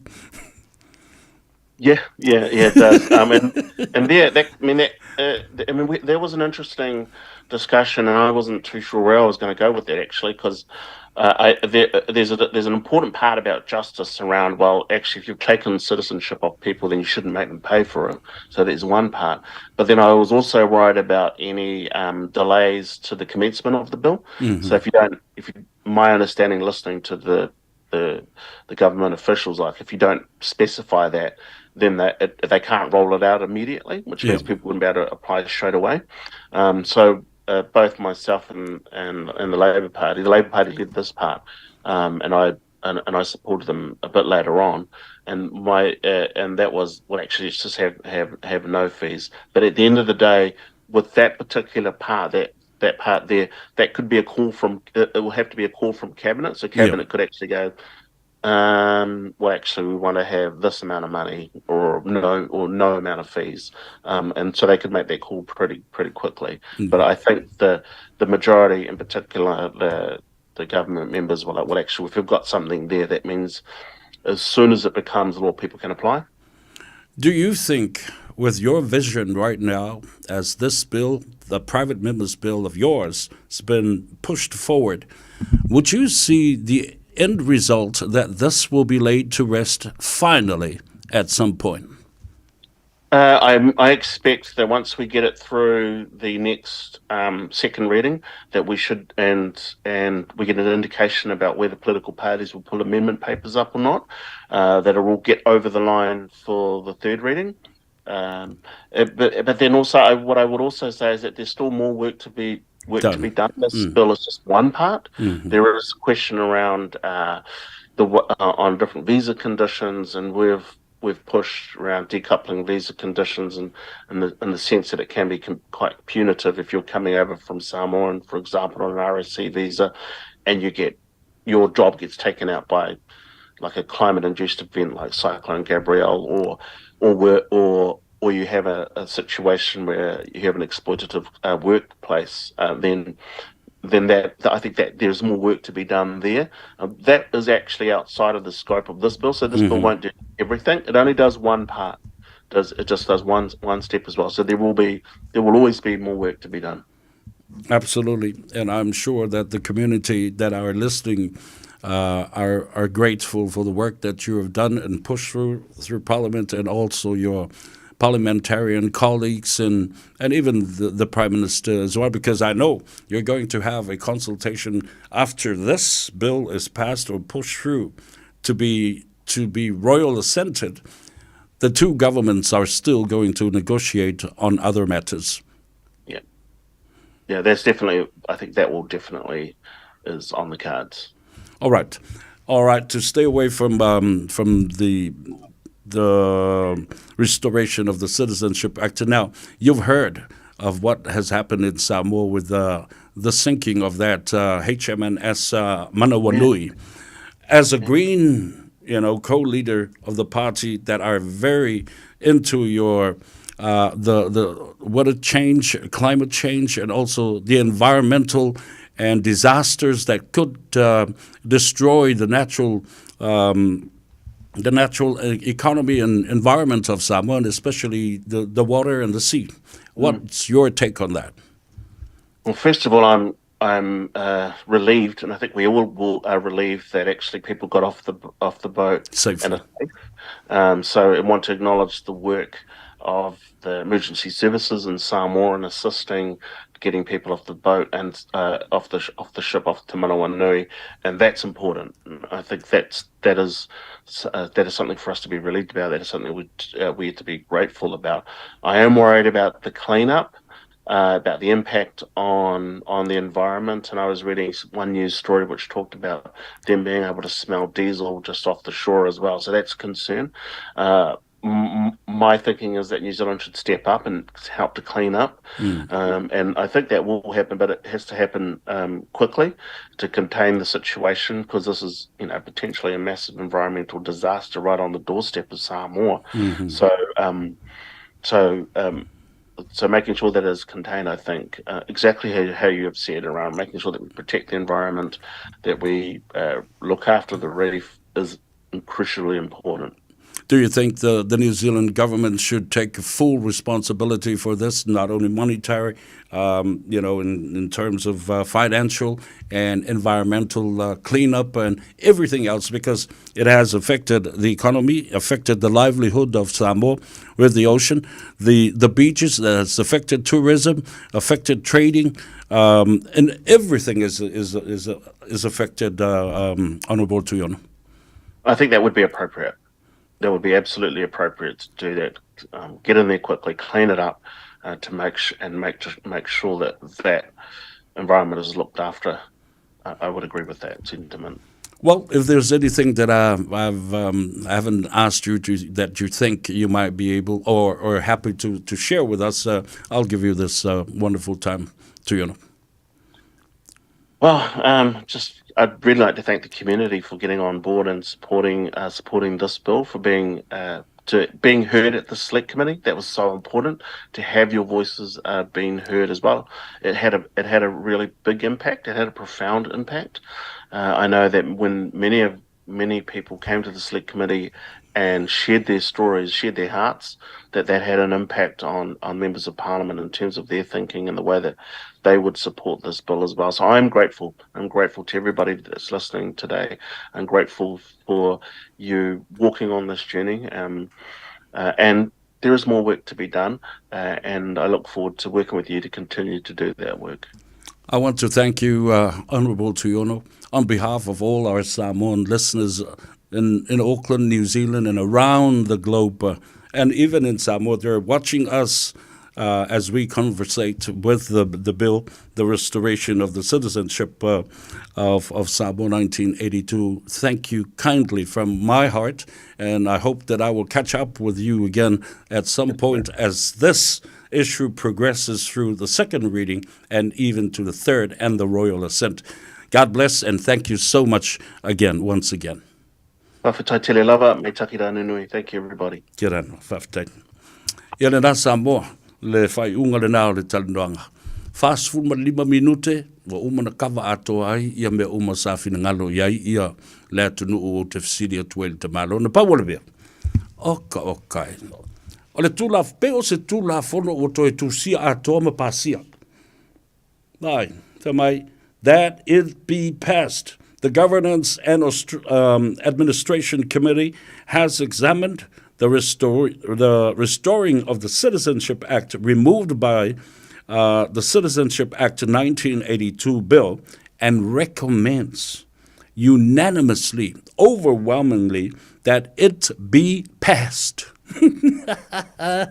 It only passed, or passed. It be passed.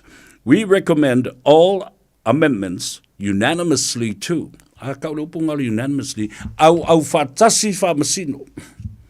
E tui nātu le manu malo le tuioti, ele turi manu lan mumuma lan one. Except for clauses 6, 10, and 14. We'll explain that later on. I say you all lava ile whai unga le recommendation. Wasa wai marimele? Whai mai e te tau ona le tau o le me o le application o le tamama le tina matua ile se lau fits full valu tala. Vai. Le wasa a ka mai la le kau. Ia whai ai le application fee o le tamama le tina o le na whanau le awhiv se lau lus full ma le wā o le awhiv se lau fast full ma. So it is a fully recommended amended bill. Wo o ile tawula sitseni o le wo whaatunuina ina ia whaatulanga mari se lau fits ma le walu tā lai whai ai le application le. Okay. Ile matautia. Lea le tala lena a mai nei o lea ua uma on ioe mai le national. Le tātou te le itali mālo le national. Whafonga fo ila ia ele. Ile mea lau tula i mai nei. Ile atoanga o Samoa, mawaenga whai o New Zealand, leo uma na tau la mua ai ia le tātou tāwhatolu le nei o se linga malo. O le Pacific Leaders Forum, o le whono fofautua Samoa, ma le mafutanga so whaatasi whai au Samoa. Leo mai o na tātou tali malo, ma whailo ai ma le Green Party, whapea foi Honourable David C. Moore, ma le ACT Party, ya mai se foi ua umana tātou tali malo, ma wawasa mana i o Winston Peters, ma le New Zealand First. Lea la o tātou tālia nei. Le party whai o lo tū malo. The national-led coalition government that is at present and currently, lea lo o tōtolu ai. Lea umana tātou tali malo ma iai. Lea la tātou whaila iloa, ma le National Party. Le fionga i le li i pāle mia. Chris Luxon, a leo tā ua tu yono, wa umono whiutanga. For Maile National, they will support moving the bill to the next stage, which is the second reading. Oh my goodness. Beautiful. What a beautiful narrative, a beautiful story, a beautiful positive news for all of us. Se tala fia. Se tala fia le nā. Lele i o le whaitaunga lona lua, lele tātua le itali mālo, i le pāle mia moni o New Zealand. Chris Luxon and the National Party, le o tali mai tuiono, ua umana whai lātou whiutanga inga. Ua mālilia le National, e tū lei le meta upu o Samoa ma le pili lea, o le teu wina, o le tūla whono, o le citizeni New Zealand o tangata Samoa, o e na soifua le awhiv sa lau, luas fu malwha, ma le wā o le awhiv sa lau fast fu maleiva, tū lei loa i le second reading. La la me de me se pati me se po mai na.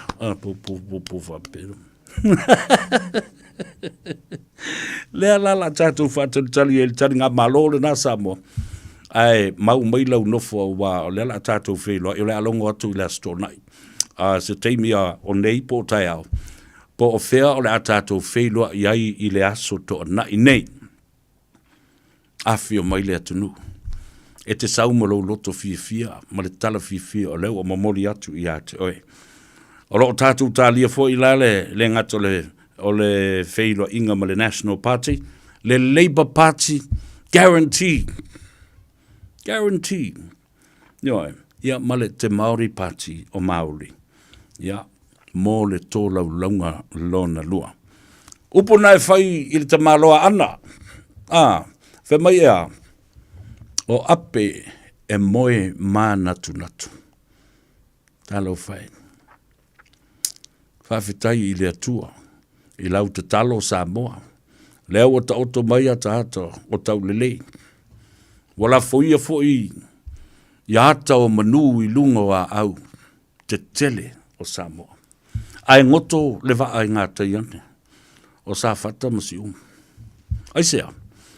Nana foi leo o le tunu e mamala. Wa tātou wo o i mea te tele.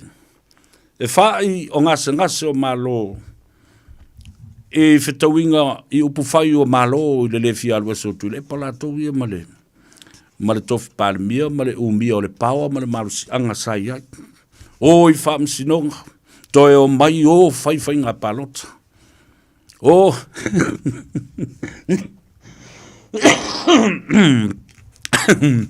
wata mai tau mea ai fo, i whai ngā a New Zealand ma Peletania, wha au nu ua o tātou tangata na amataina le mau, tangata valeina, ne fionga ia tupua, le tama ainga. E le mawhaina ngalo. Tau nu uatu le vaa la tau ia le tālune. Ma le wha mai oti tau titi fufulu a toa Samoa. Tau nu mai nei Samoa, polonga i meo whale ngau si mea, ma whale whasi manu, ma whaingo tonga la au, ma whaatoanga. Ai tuli whaatata, tele nonoa isi ai e maile, ma sae maile a malutunu le awala. The dawn rates. Ai ale melea, ave ese ma le tātou citizen. Ale watu, i le whaasulu ko lako waa ngā kai, i le ngā taifale o Samoa, i le vāo sa whata, masiu. La ale me tupu ai. Pa i whawhaswau, mamasa i whawhaswau, tele no nā awhianga. Mamai tangata. Wa filongia le swau uma le swavai tau mafa le tunu. Pepe i a o, pepe lunga, ai eisi a pepe, ma otu, puri, e afo i e whangotaina e tangata, ma mai, a ai, mama i e tangata. Tumu tangata, i le whare mai, le eini moenga. Mama i whaiaonga, mama i leo.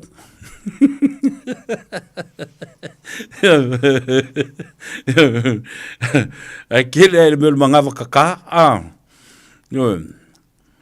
ele nofo lele, io e ka mo eku i o le toile lesi ainga, ia ko fula e lainga e kanga kainga, wale i longa se me, lea afianga Samoa, le la uto whafonga wa fsiri fo ya tuyo, na wa o le party o le green o le party e puipuia, ia le tūlanga o swing o le talo le tau, ma le wha le leia o le tūlanga, o le sio manga o le atunu, ma ia ola malolo ina tangata.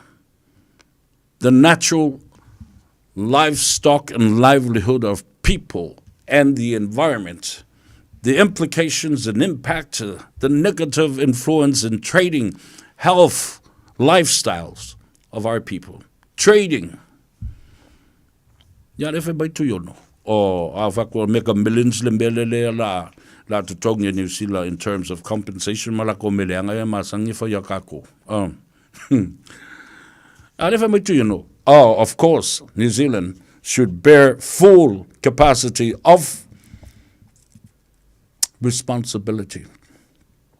Yanena, la tātou u, ile tātou malolonga, nisi o tātou whasilanga whapisnisi, whatasi ai ma tātou talafou I vai whanua. Ia, ona fo I mai lea ma whau au pia. le nganga ifo o Faiva o Samoa malolo ngā lue le pa ia mawrungo le tātou tunu a whaafongafonga mai lungo le ala tele a ua te moe ioa tilo sao i lumo le awala ngai whaalongolongo mai kwa ki le i lungo lau likio ia matua e whaalongolongo le lei mai tala le a taua le watu ia te oe ina ia whaala i o mata mai e tau nuu male manuia male saonga le mu ina ua nganga ifo Faiva o Samoa i le nei a stofi. Ua mawhai o na aura tula polo kalame le leimo o ia so taitasi o na o le langolango malosi le whale maliu a se alo le atunuu o ese tātupu funeral directors i Manukau City. O kalame leimo o e tālo falava. E eile ainga le mātou ai ua whaipea mo lātou amio. Le la ua lātou la pisi ilu mo le awala. Ai o la pisi nei e ta iona masina Mao le council. O se tūlanga o te mauta wina pea. O na e amata o na ti ia ia se la papa se tasi. Ai uma ifo le vai aso. Ua ti ia ia la pisi tangata o loo nofo i le vai anga ailea. Ia ma pe ia i luma o le falo le nei ainga o le whanua ti ia i la pisi. Ua mata ngā ma au lea ngai fo i le mata ua ai i le vai awala lea. O se a onga ta ua i tū maanga whapenei. Ua whamana tuma ia ia i tātou i nei tātou i loa. O vaianga umo tātou langa o loo iai ni whaale tonu, ma o loo tau mawhai ina ia whaale leia. Na amata mai ina ua tātou whaina elo iai sa i tu loulau whaafonga. E a mata se anga sālai si mea lai titi. A whai o tupe. E mua mawhau iai. O na amata lea o na ngoi se tāla. E i ulava ina ngoi leafe tāla. Mau au tu lava i se tino tupe te le lava. A whai o se whasi o tangata, e a mata lava i leita. O na whawhaua i lava, mai ua i lava, ina vea ma whasi o tangata. A whai o se muri lua, e mua lava na mawhawhau i ai, ioe. Ia, o na mata lea i se tamai pai, se tamai wha iwi o na mata. Su e awa noloa, se i o ina whaatau nuu, le tuina nau o le tino. A whai a mata i se tamai pepelo, e pei o na ta uele wha Britania o le white lie. E mo i fo ile ata. Ia ua big lie. Ia pe ua matua i pe pelo lava. Ai le ngata fo ilea. Ua sua whaatasi ma le au fia e whaia le ami o le tonu. Ua mauaila ngona e whaapea. Se le ki ua fo isa kangi e se sua mali o leo langa nei. Maanga iar kama. O le tonu lava lea na a o a i ma ia Yesu. A o le i whaatino le angasala. Ua leva o na whaia i le loto o le tangata. Ia wato tele nisi wala tau whai ma whai tio ma wha masino i tangata muli lua ngā oita la pepelo ma whasi o tangata. Ai le wha masino ifo i o tātou lava a wā olo i ai. Ba enga leo langa o le tangata. Ua amata ona wha putu i ai la pisi. Ia po wa leva fo i ona i ai la pisi. Wa toi o seanga. Ona le ma whai lea. Ona ufiufi o wā olo o tupu pea le wha putu ngā la pisi. Ele ngata fo i lea. Ua whai me whaapatunga la pisi a isa tangata. Ma atili ai lava, ona te lele wha le tonu. Whaamanatu mai le apostolo Paulo ina ia whaafau wina, o tātou mawhawhau i aso umalava, i le tatalo e lea unoa. O so se vaenga o tātou olanga ua amata, ona whaatuatua nai, ma le whaataua ina. Whaataita inga. E pei, o lau a inga, i wā whaaleun ngali.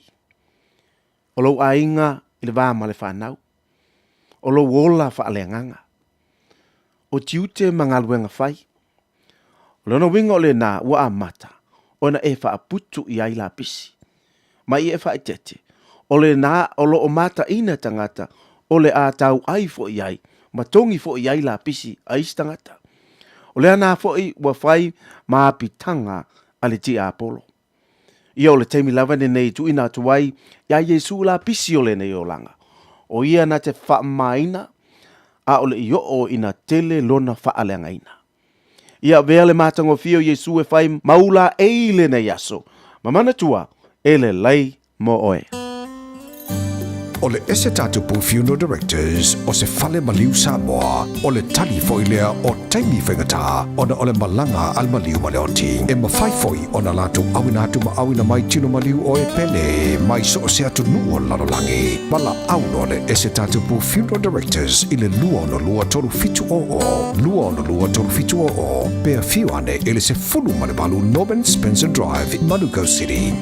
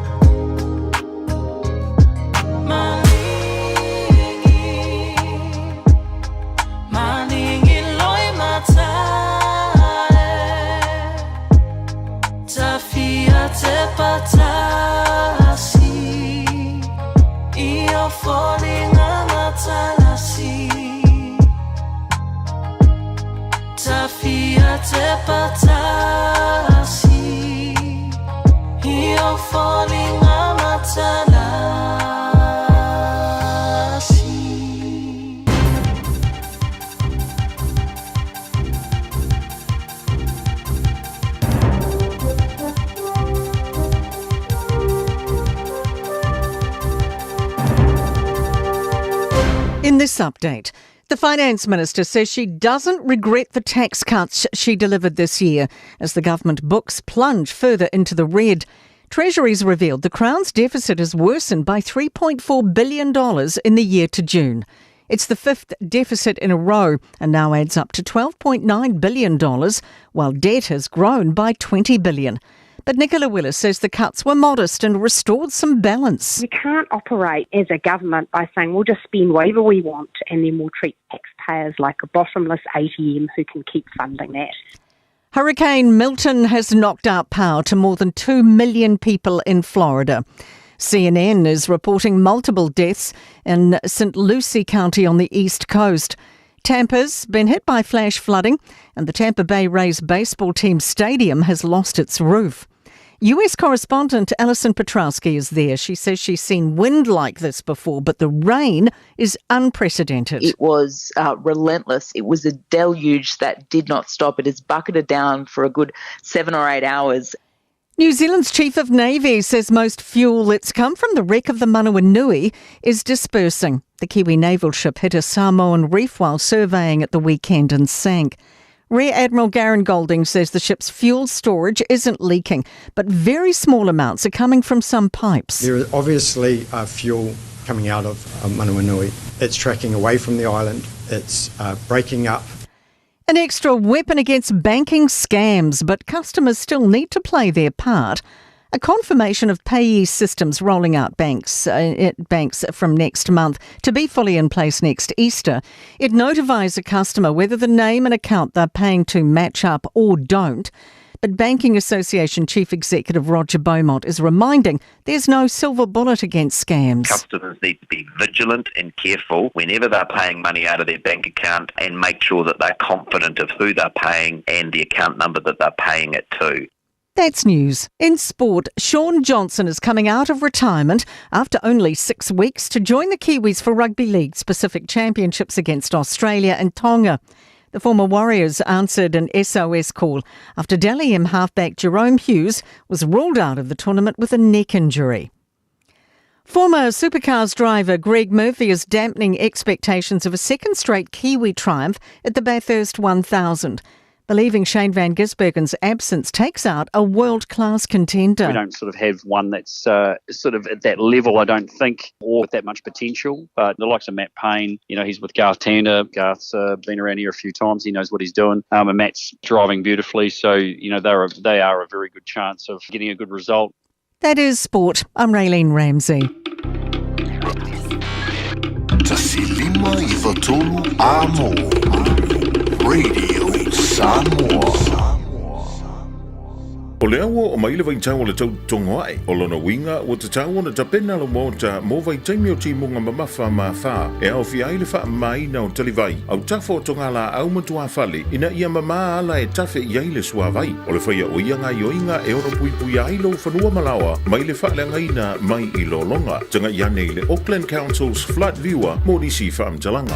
Talofa Samoa. O Ateshna Ryan, o le Licensed Immigration Advisor mo le Auckland South Immigration Consultants. E visosoani mo so se tu ai ngā visa e malanga mai New Zealand po Australia. Telefoni mai nei loa I le o valu o tasi o no valu wha fitulua. Po le olua tasi o no valu fitulua tolu o. O le R-Dash Travel, o le company numera tasi le taungo fio pasese mo fe malanga inga i Samoa whapea le malanga mai i Samoa i New Zealand ei. A whea de loa i le ofisa o le R-Dash Travel, tasi valu lima Great South Road i Marurua. Pe vili mai i le telefoni tolu iwa lua o wha o o. Tolu iwa lua o wha o o mo le R-Dash Travel. Malo soy fua, o se fufonga Samoa, Radio Samoa, tasilima i vatolu amo, se kia Radio Samoa. Toi whatalofa ia te oi male nganga whiwhia, male nganga whaafitai o le ua nganga i fofo i Faiva o Samoa manuia. I le dei a sotofi o le whaatawhiti o le tele o ngā ruenga mo le mamalu o Samoa i tiute ma Faiva o ngā pāti ai. A o e lungo le awala le teimi le dei whaatalofa ia te oi e mawhaahala fo ia te oi. Le ia unge e kaukuri mo e lungo le awala. Inga ia ke ia wa e kaukuri mo e lua kususulu mo le pambole ska awale ngai iolu matu. Keep a safe distance when you're traveling on the road. Ya, o le teimi fo le nei mantua anga ia tula le State Highway 120 Malayalang State Highway 16 e te anga i le tulangi i sifo.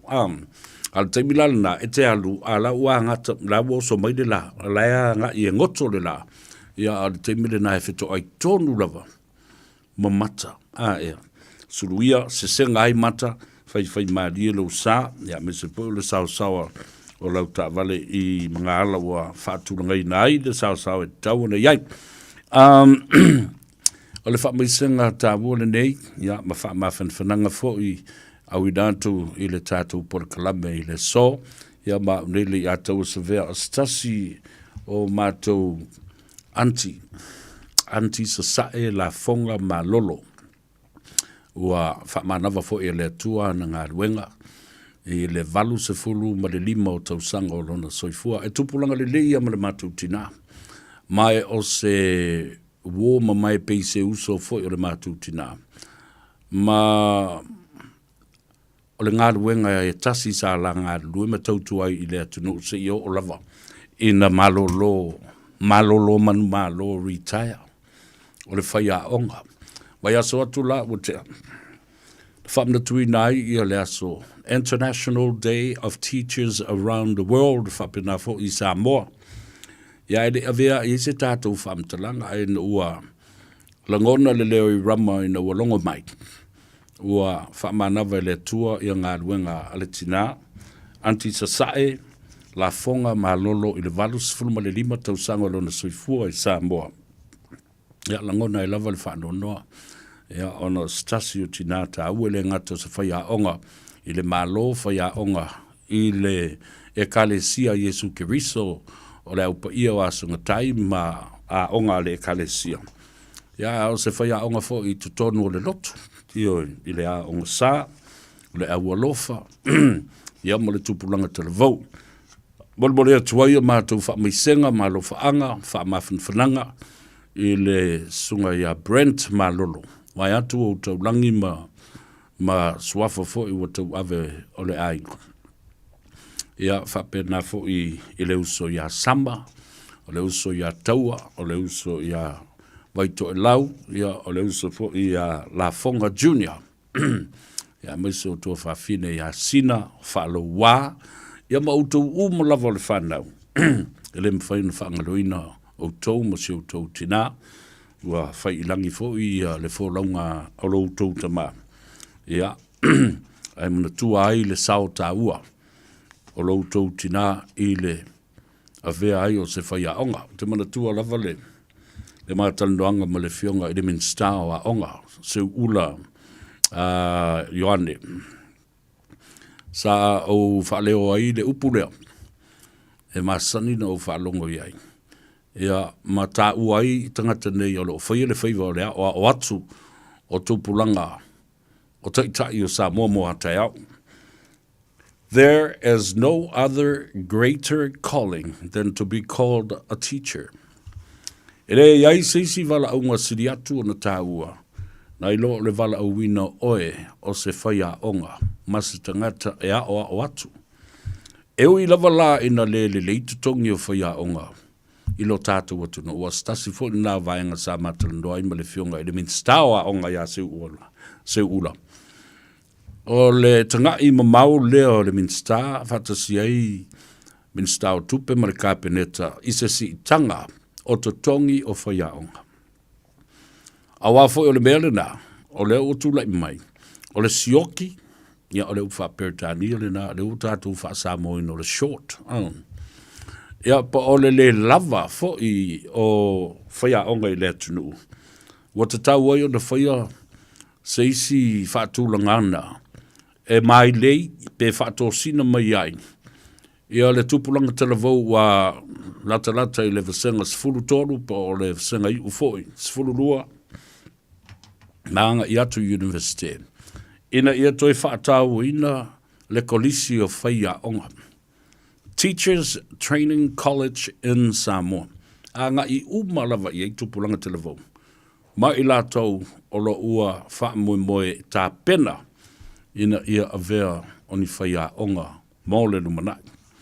Tā ua tele le iai o Whaiaonga ma le lava o le whainumera o Whaiaonga ma i lātou o le Whaiaonga ma ngā lurue. A o nisi o lo tā pena mai. A le leitutongi o tātou Whaiaonga. O le tā ua fo le nā.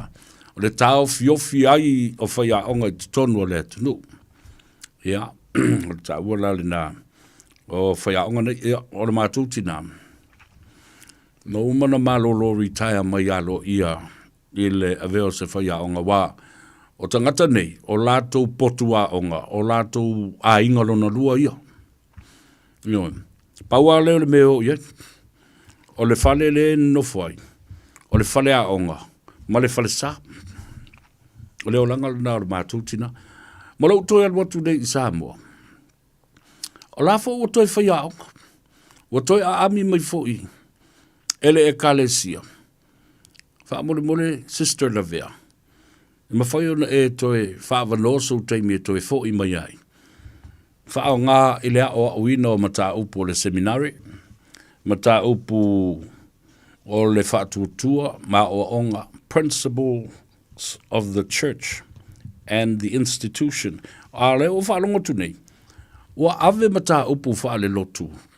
I le universite a wao o Samoa. I le tausanga mua. O longa winga la. Nau whakakore si do matua. O bawa i sake, o mos ka kupe lau mea ngai whai mai. Ea, a me te a ia mai fua. A whai o le wala aunga lea lea tua i te au te alu e whai. Ma oa o, ia whanaua. O lea tunu, ma le tala lei, ma le kalesia. Ia, kusa pele mo sa kupe. A ngā ruenga i o le koke mangui ai. A whakoi. O le mawhau la oi. E ke aru e whai ngā ruenga ngai le kongi. Ai kongi mai a. Oi mai ngiusa mai. Ai a. La mea le whai ele ngā mea. Talo whai siu tina. Ia, whatalo whaturi sister la vea. A me moe o la mose a wanoa e te anga i tuai. Ia, ma mafuta tu i peau wha mawai ma toi sauninga fo i lo uso. Anti sa e la fonga malolo. Ia, manuia la umalanga. O se tina li lei sa fo i ni whatu i te inga. Ia o mātou o langa fo i au laiti. Mai le primary. Se i o atu i le seminari. Se i o atu le MIA. Le motu wale le fa i tala le anga fo i ma. Ma tala ula tangata ma lātou ulanga whamai o māmona o motu ale. Le ngora sora whanua. E mana tuola. O mene i o Whaiaonga. Whamai tala alo tina i e tea. E te le maua whaari ali se taui. O le veo o se Whaiaonga. E luo se furu tausanga pe fia se furu tausanga whaatoa e loa. Ua tau wia o ngā luenga. Ina ua e whaalongo se tala. Ua whaau mai sesi o lau vasenga. Mai le university. Ma fo i atu i Samoa. Po whea lava le atu nu o le lalolangi o lo o iai. O lo o tui matangi olo. O lo o ngā lulue ini ngā luenga. E le ngāte na tautua ai le atu nu. Tautua ai le community a Samoa. Tautua tangata lautele. Tautua ai male e kalesia. Ioi. Wala na whaupunga le nā. A utou iai le ngā ruenga tangata, o utou iai fo I le ngā ruenga le tua. When you are in the service of your fellow men, you are also in the service of God. Ia le nā. Ia le nā na, whato a mawaile I ngā se fia fole le peu o tau ia ngā ruenga a le whaia o ngā. E lua tu I le ofisa. Ai oso mai I o le pule o le nā ofisa, ma le nā matanga ruenga ma wha talofa I fo ia. Talofa se stela vea. Ia, na te ia tule o silo matua, ma wha ia tu. Oi fo I oi. Ia na wha pe mai lero tangata o lo to ingo pai mala fai o lo matua o ai sa e fa ia onga ia te au I le vasenga fia ma le fia la umele fai I a fa mel tala tene po le tama o ulo te pule lua I o kalo fa ka I le ona ngona fia le na o le mele fai onga ia a fa ia kuia a fa ku lesi kanga wa me I fai me ngo so ka fa ko so ke va e ke va ya I fa me ole afo ole li nga le nga lua lo ka ngo le pule lua nga o lo ko lua nga le pule si di nga ya tala mali careers as a teacher. You won't be paid much, but the reward of seeing some of your ex-students working and serving the government or a private enterprise or a company is the fulfillment of your dreams as a teacher. Ja, so voi laia. Afa petu o Mali University. O na malolo atu le I Samoa. E te alwatu o te mila nao la fai aonga. O na e sapla I le inisi o vasenga. I le kolisi pe senga. Ma mawai fai mo lau kupe. Sara o fai aonga. Fai substitute teachers malolo mai university ma nga iatu. Ia ma fai mo lau sao I matau. Ia tau o le nā. O whaia onga. Bia tele autou uma ua tā ua o whaia onga a lea tunu. Ia po I nei po Samoa po whea lava le mea o whaia onga. Ia po nuu fo I tua. La tau ua umana o ina. Ma toi fo I atu e whaia onga I tūlanga lua au la tau lava nuu ma whio anga mai tu malo. O se mea le leitele le nā mea, o lau tau sao le nā, I le manuia o tau lava tangata ma whanau ma tūpulanga, o lau tau a whio anga, o le toi foi. E teu wala mō isi te tai, o le lumanai mō a tae au. O le whambianga le nā mō o tau uma o whaia onga le tunu ulanga wa uma tulu tau aso whanau ma le aso whailonga ina, wha malo. Ia aile I o se tala o ngore kele o isi mau kala le anga ie ka kukara o ie. The Parliament Select Committee has accepted the motion for Samoa Citizenship Act to be what? To be restored. Ale da ta ua nei ele. Ele sunga de fai pure ona ele pili o tuyono te anau tuyono o le tele o submissions in the fai nei oral and verbal submissions sa fa ta wo ia I sui umo le committee filifilia fa parliamente fa pito le no mai fai fa talnonga the narratives and stories of the young people o fa matalanga matala fa mo moi loto ale tupulanga televou. Eila le tamai tai o inganga le fili fe pulea I semi pulea. Le tupulanga televou la lea sa te tai fo I isi tupulanga televou. Sa mo moli lana moli mau I le aso lea. Ai fa fonga iai ia le komiti whiriwhiria. Ta o whalongolongo i fo. Awa o laso fo i lea, na o tau a veina ai, ia le mau whaleo tu ngutu, o le moni mau sa whaia ia uma fonga. O le fono fau ma malu o Samoa, na momoria le mau lea. O le autu o le mau. Iana sau no e wau wasa mana ia, Winston Peters. This is no longer a political matter. It is now a wrong that needed to be put right. Ere o toe o se mata upu e tautalangia o se vaenga o le porkiki. Nei, o se mea se e te tau o na whasau. Tau o le nā le mea lea. O wharungolongo atu, ia tātou telefou mai vai whanua i lea sona le la. O tā ua i se tasi o tua whawhine o te mafuta te le iai. Lea na tāu fia e leo leo. I le lua awhis fulma le iwa. Whātau sanga taluai lalo le whainga mālo a tui le epa, ma le HRPP.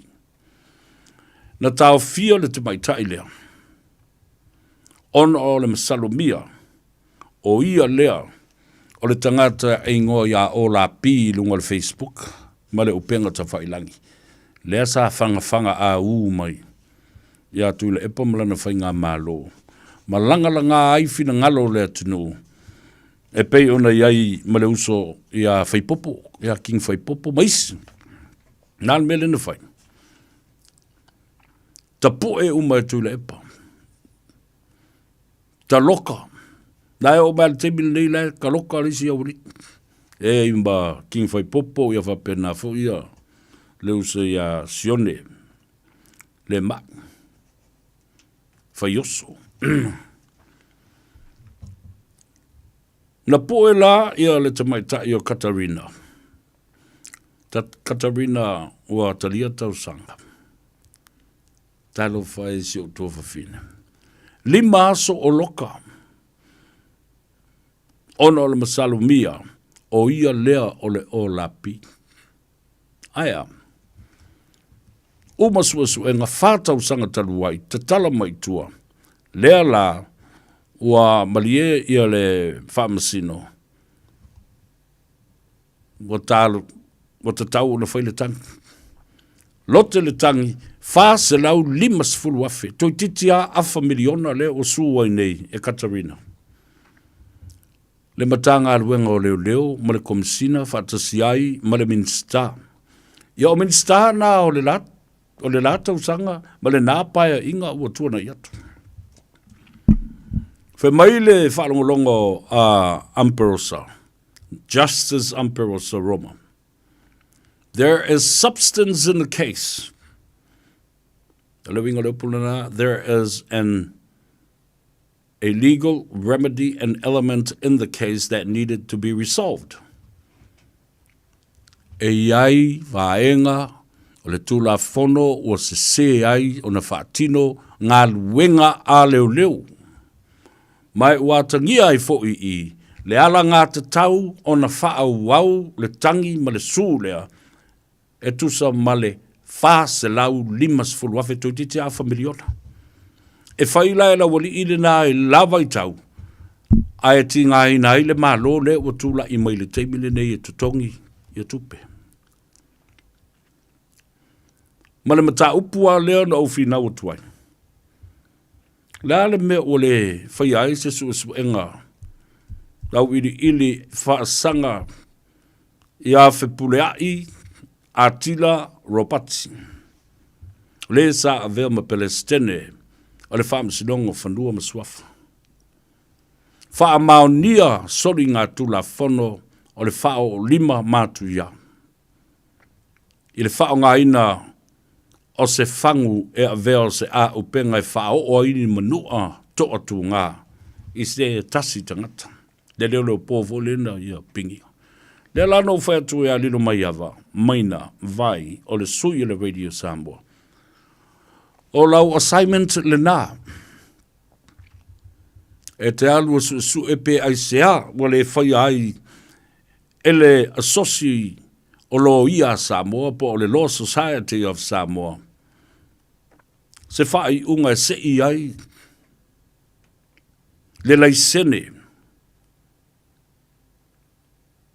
The practicing license of Fepuleai.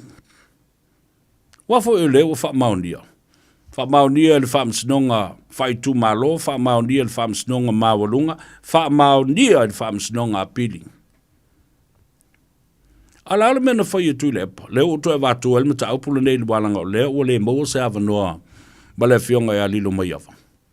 Maina e au mai e se tali o le mata aupula na o tui nātu e susue. Awa o le tali o maina na au mai. E wha a whainga tā o na whai i eise whai unga leanga lea. Na ta tala ato le wha o ngā ina se o le pawa o le palemene. A leo tala noa mai. Ea le sunga le papali i. John taima le langi a fele o le ilo ia wha a maunia. Wha a uina. Wa ave neima pule sidi. O mata upu tau wha msinonga i lea tu nuu atoa. Lea na tuli mai ai e tu le epa. Wha tea ese mai malona tofinga. Alale mena whai e lea tua. Wha tula i le fast. Whainga malo fau. Wha uu. Ma wha pa i ina le tofi. Lo ia toi fo i atu. Toi tu la i mai i le foe. I lalo le whainga malo ma le tita inga. A le fionga i le tamaita i palemia. Ia fia me Dr. Naomi ma ta afa ma lana whainga malo le wha tuatua i le atua Samoa o tasi. Leo e loa i. Me le talepe whawai. Talepe ai. Talepe tu le epa. Ma lana vainga whapawhai. Ma fua sea. Wha ngā se le pawa o le palemene, lena o whai atu i a maina. O ma fo ina mātala no ai ma le fionga. I le pule siri o wha msinonga. Wha ngā se used and abused the authority and the privilege of parliament. Waka lepea, ta lepe le whawai. Au mai i ai. Le wha masino e lea ngā waa e lote sana mata upu whapea i to tonu o le palemene na wha tū ai se lafo. Lea ngā moni a, nāle me nāle ina awe le palemene. A le tau te sila fia e lea ngā waa i ai i o whipule ai. Le pelestene. O le wha vae le tau tala mai. Ua na o wha masino o wha masino ngā mawalunga. Pe o le whamasino sili, ia po o se whamasino lango lango, sui whamasino sili, se whamasino si nia. E lea ngā waa i ai se pelestene o whamasinonga o whanua maswafa. Wau tau sila i ai i le pawa ma le malosi, na whao ngā se le nā wai taimi. No se yala i lea, ai ua uma o na wha ma vai whepule ai. Ilona, tofinga. Sworn in affidavit report. Whamawai. Alal mautup. Tau whai au te whamawai a sau o te polela avela unta au pule palemene pasi mea le palemene. O whea ni mea valea whapea.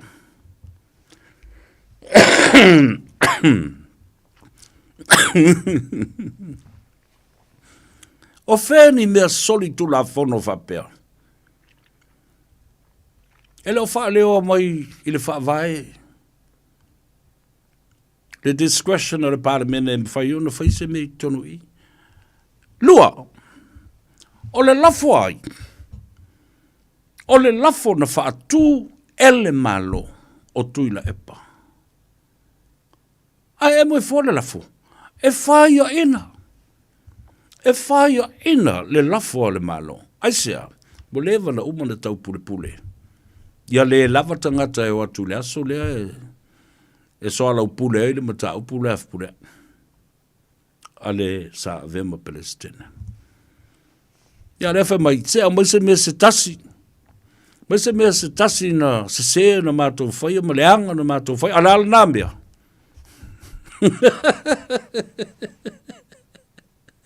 E ala nā mea. Ai whawhea le whamatu o le loan le 5 miliona ya Aggie Grace. E ala nā mea. E nā rau ata. Tulo. Ya lea lau au mai. Justice Amperosa has now demanded that the case against Katerina Satele be heard. The element and the substance of a legal argument for $450,000, ladies and gentlemen. O kupe lai. Kupe kako. La le no faiat. E le tau na tongi ele malo le fitu se lau lima se furu wafe lea i alo pati. Nanga fo ele na pepelo i le affidavit o le a wha mawai. Ai o so atu le epa la taufa i le ai. O ke wha mawai le la baila umta upu le parlemene.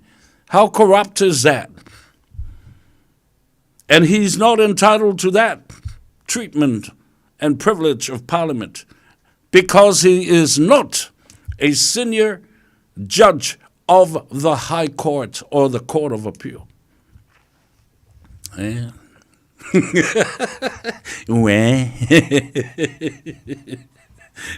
E rai ka alo ka mimilo va persole. Ka fefi maua uma mai tangata nei mea. Fa pea e vale a Samoa. Tau te fiu e alo fanga, alo aku ile a pakaki, risi mea kolosi, risi mea ki alo vira e kaumari ki kiringuku. Asea, leanga ino tangata i mea pipi o ie whai ma tilo o te o le ma tilo e le vava ai o tangata. Tau nuu mai loa leo whasala lau e whaisi lava le malama lama e le tulafono. Ma le whatino ino le ngei ngā ruenga. Ia lele atu loa ma le furu a u ia o e kū lo ngo. E lele kū lo ngo. E le angare kū i se meo i o. E tā ua me nei e tala noa tuai na ia malama lama le atu nuu. E le ngata i Samoa lo alala i nei, ma Samoa lo alala i fafu. Ma tu tonu o Samoa. Le ala o fea tuai fo i ma le tala le tā ua te le o tātou iai pea. I le whaam sinonga, whatasi ai, ma whai ngā palota. Te tu le epa, ma e lango uma le chapipi, awa lava nei palota mai se te ngata i whafu. Where's your right? Whea o iai le marusi anga, o le hero pipi lātou te pui ai lea ia te tau lea tangata, e pālota mai ai po o whea lava lea tunu, a lele whai uma isi a tunu. Whea la le mea le nā. Whewhewhe, pala ai, ai sea, ata mamai tele Samoa lo lalam papa au i fafo lua, ma lo losi Samoa lo lalam papa au i fafo. Tolu, e iai tupe. E suia ato ai ma faufaunga o tangata. O le malusi anga nau Samoa ia tunu ui fafu. E wala uatu i o lato wa ingai fia ma fia. Tautua nā ma au tau. Le tamaloa nale i ne i toi tū mai ina polonga leo le tunu. Polonga le tātou ainga. Polonga le nu, polonga le tumalo, polonga le kalesia. Nale wawe ese le tutongi. O la fonga a whaife au.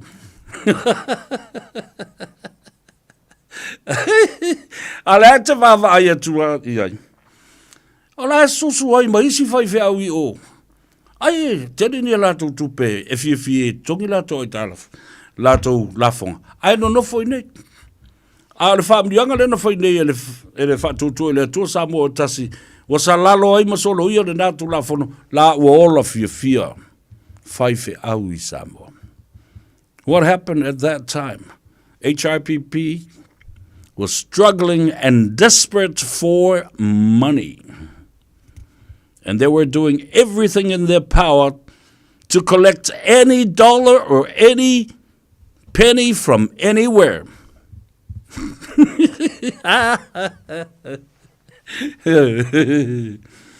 Ai badi o se wori ia. Ia na le fali ai tu lava le mea tātou tale no i ai. Ai wha mana malama ai i le atunu. Back to the case of Katerina le Satele. Ia ta fefe. A wafo i. O le lo ia o lo o tū. Mo Katerina Satele. O le lo ia e ngata i lo ia. Taula papa. Brenda, Heather, Latu. Heather and Latu lawyers. Yo, ma Tono ya i le mea le na.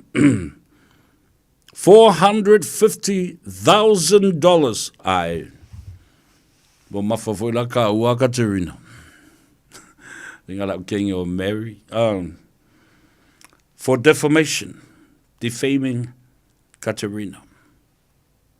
For wrongful arrest. Ia ngata na whaaleanga le ingoa. Ai o sai e au noa ma se mafu angatau. Whaale tula fono. Wrongful imprisonment. Whaafale pui se. 5 days behind bars. Lima aso. Na loka ai e au noa. Ma se mafua anga na sori ai se tula fono, whaale tula fono. Ono, le ai se wha maoninga o tua inga uma ia, wha sanga ia Katerina le Satele. Nalana mena tamu whaile roi whai. They tried to throw this case off or a strike-out motion. Commotion. Erosion. Wawe upumana. O le tafi. Tafi e sea. Nana leo tomailo. Whamai le whamasino. There is a case to answer. Police Department, the Minister, and the Commissioner of Police, you have to answer to this case. Ilana. You have to answer to this case. E tau ona sila to toa iai. Iane malo. A whai o la tongi le tupe. La me la tongi e furu tupe alena tala pelo I lana mori mautus tu sia. Tau to ina. The sworn in affidavit that you will resign. Ia wawa vailei. I offers to my ya Mariva. Ya Savalinoa Beetham. There's a Vemaloya City. To like my living a malo folk. Alalava to wait to let it by now. Faton watu ele to my type part and be a folk. Usta il mele, failure the mele. Aya? Wala au o mafalongo ya to lep. Ona tulila ia leo stene lalo tulafono. Ia fa peri mo kulepa. Oh, not me. What did I do? I didn't do anything to you. So la lola ia le pass no fro mai tua. Wa le koe pass fo le kaminga wa suire fa nga malo. Ia ai o ia il savili ia. Si tene sa ave molo ia si. De ala le lo sa uma le fai unga. Alo tu tongi le lima feta la ia firme. Alo tu tongi le lima fe ia firme. Ia le o toi fa longo atu nei. O toi ave fo ia la vo la u ia lisi o ia. Okay lu ave nga me. Whakatkari e whaila o pili la mako so me kupe so soangi kongi e ulo ia. Ia lena. Whai tio tangata I o leilo loa tupe o le mea fo le Coco Club Serenaders. Tulo. Ale chapipi. Fa te a fa malosi fa fosei. Le peles tene o le fa le tui. Le fionga le ngaftasi a fui mo no te. Le lotupe. Fa te a tangata. Le almela utula i mai. Ko tau le o ni fai pure i o. I fono tanga ma mafutanga i fai e petesa. Tatu woro. Tatu fa sisilanga le. Fo i mai. Fa mai o matawa lunga. Le Gagaifo Faiva. I le neia stofi.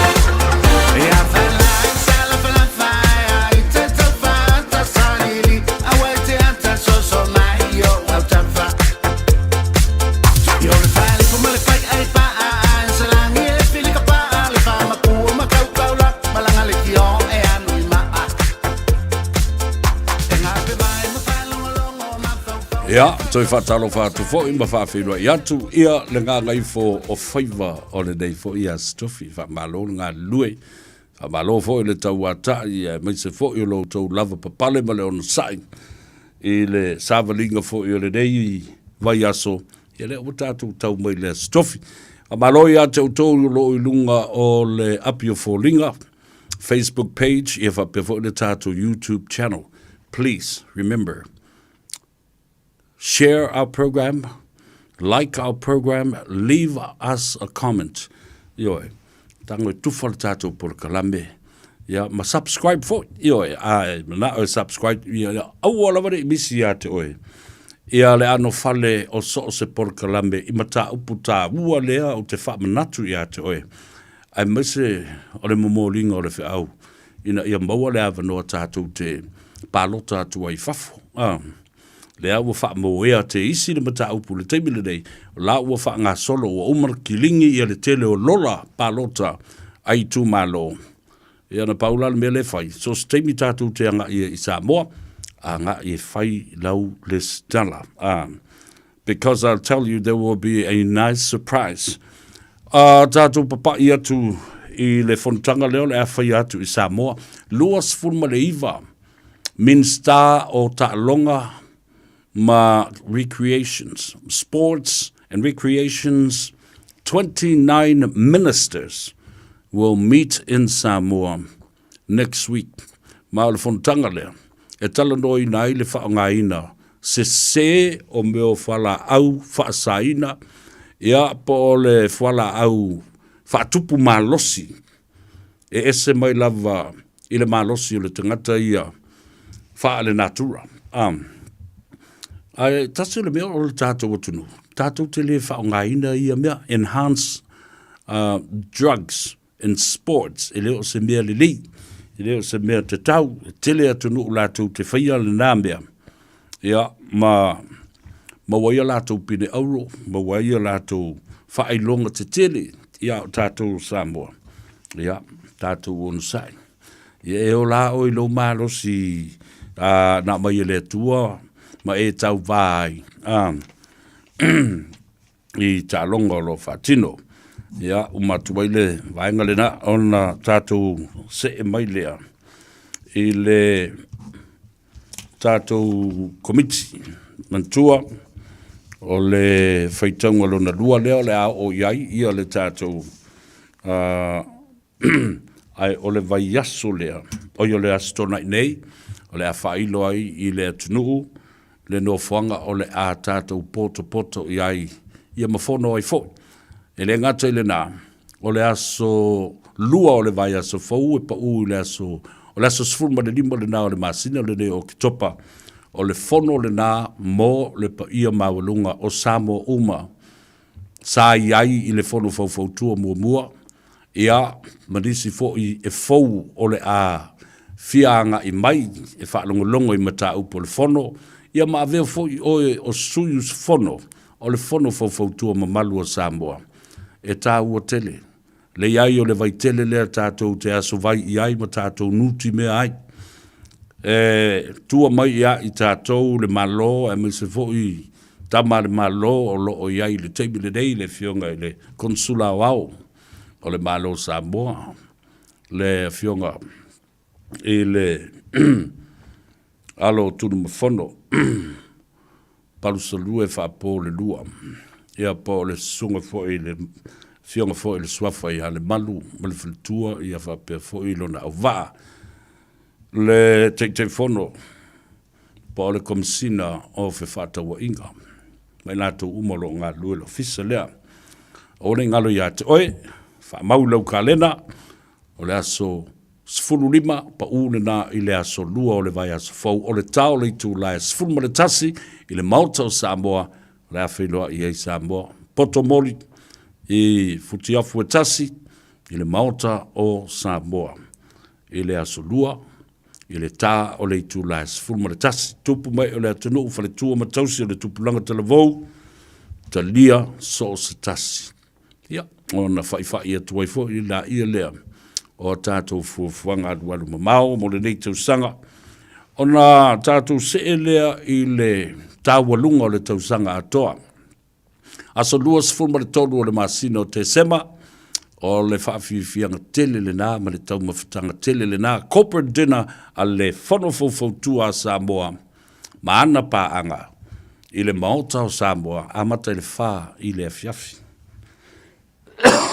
te pa ia le tu lai sfulma le lua I le po musika malie tau mawhitanga maana ia ma le vainu all you can drink and all you can eat for $120.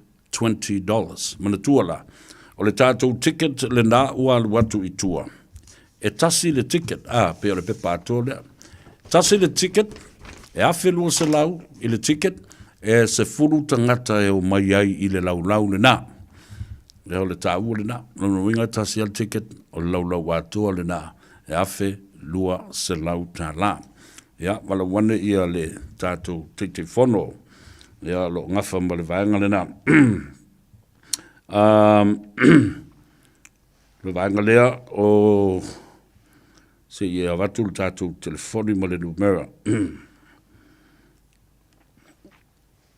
Ia, o lua tasi, le ai, o le o lua, se toi. Lea, wala oifo le tātou te whono mo lau ticket o lua tasi fitu o fitu iwa lua. O lua tasi fitu o iwa fitu toi whafonga. O lua tasi fitu o fitu iwa lua. Ia po le ngumela le atau sa vea ile o lua tasi lua iwa wha fitu iwa lua fitu. Ia, o le whaalinga le nā, mo le whaafonga mai a le atunu. Se o tue tilo tu lawa ia le message tā ua lea.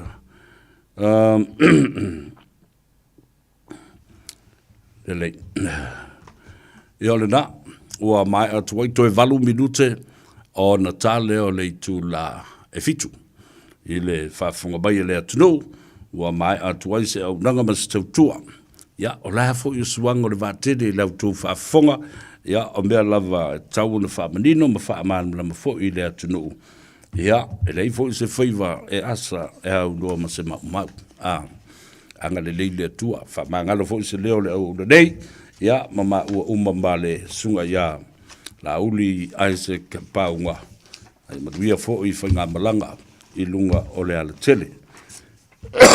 Tau nu umal maduia, ia fatasi fo i mai latou ua tā pena whatino ia le tātou sifipo, malutia ilo tau soifua.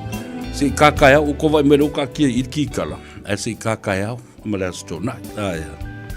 A mai atuai, via tele Samoa alofa mo oe, e atau sa vea, se yuli, te urua i li ile nei, ia man via tele lava le fiafi.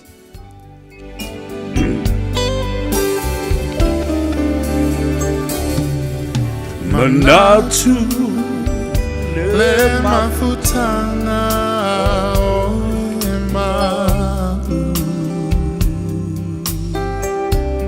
o emanatu amaita o tu mawita ilo fatu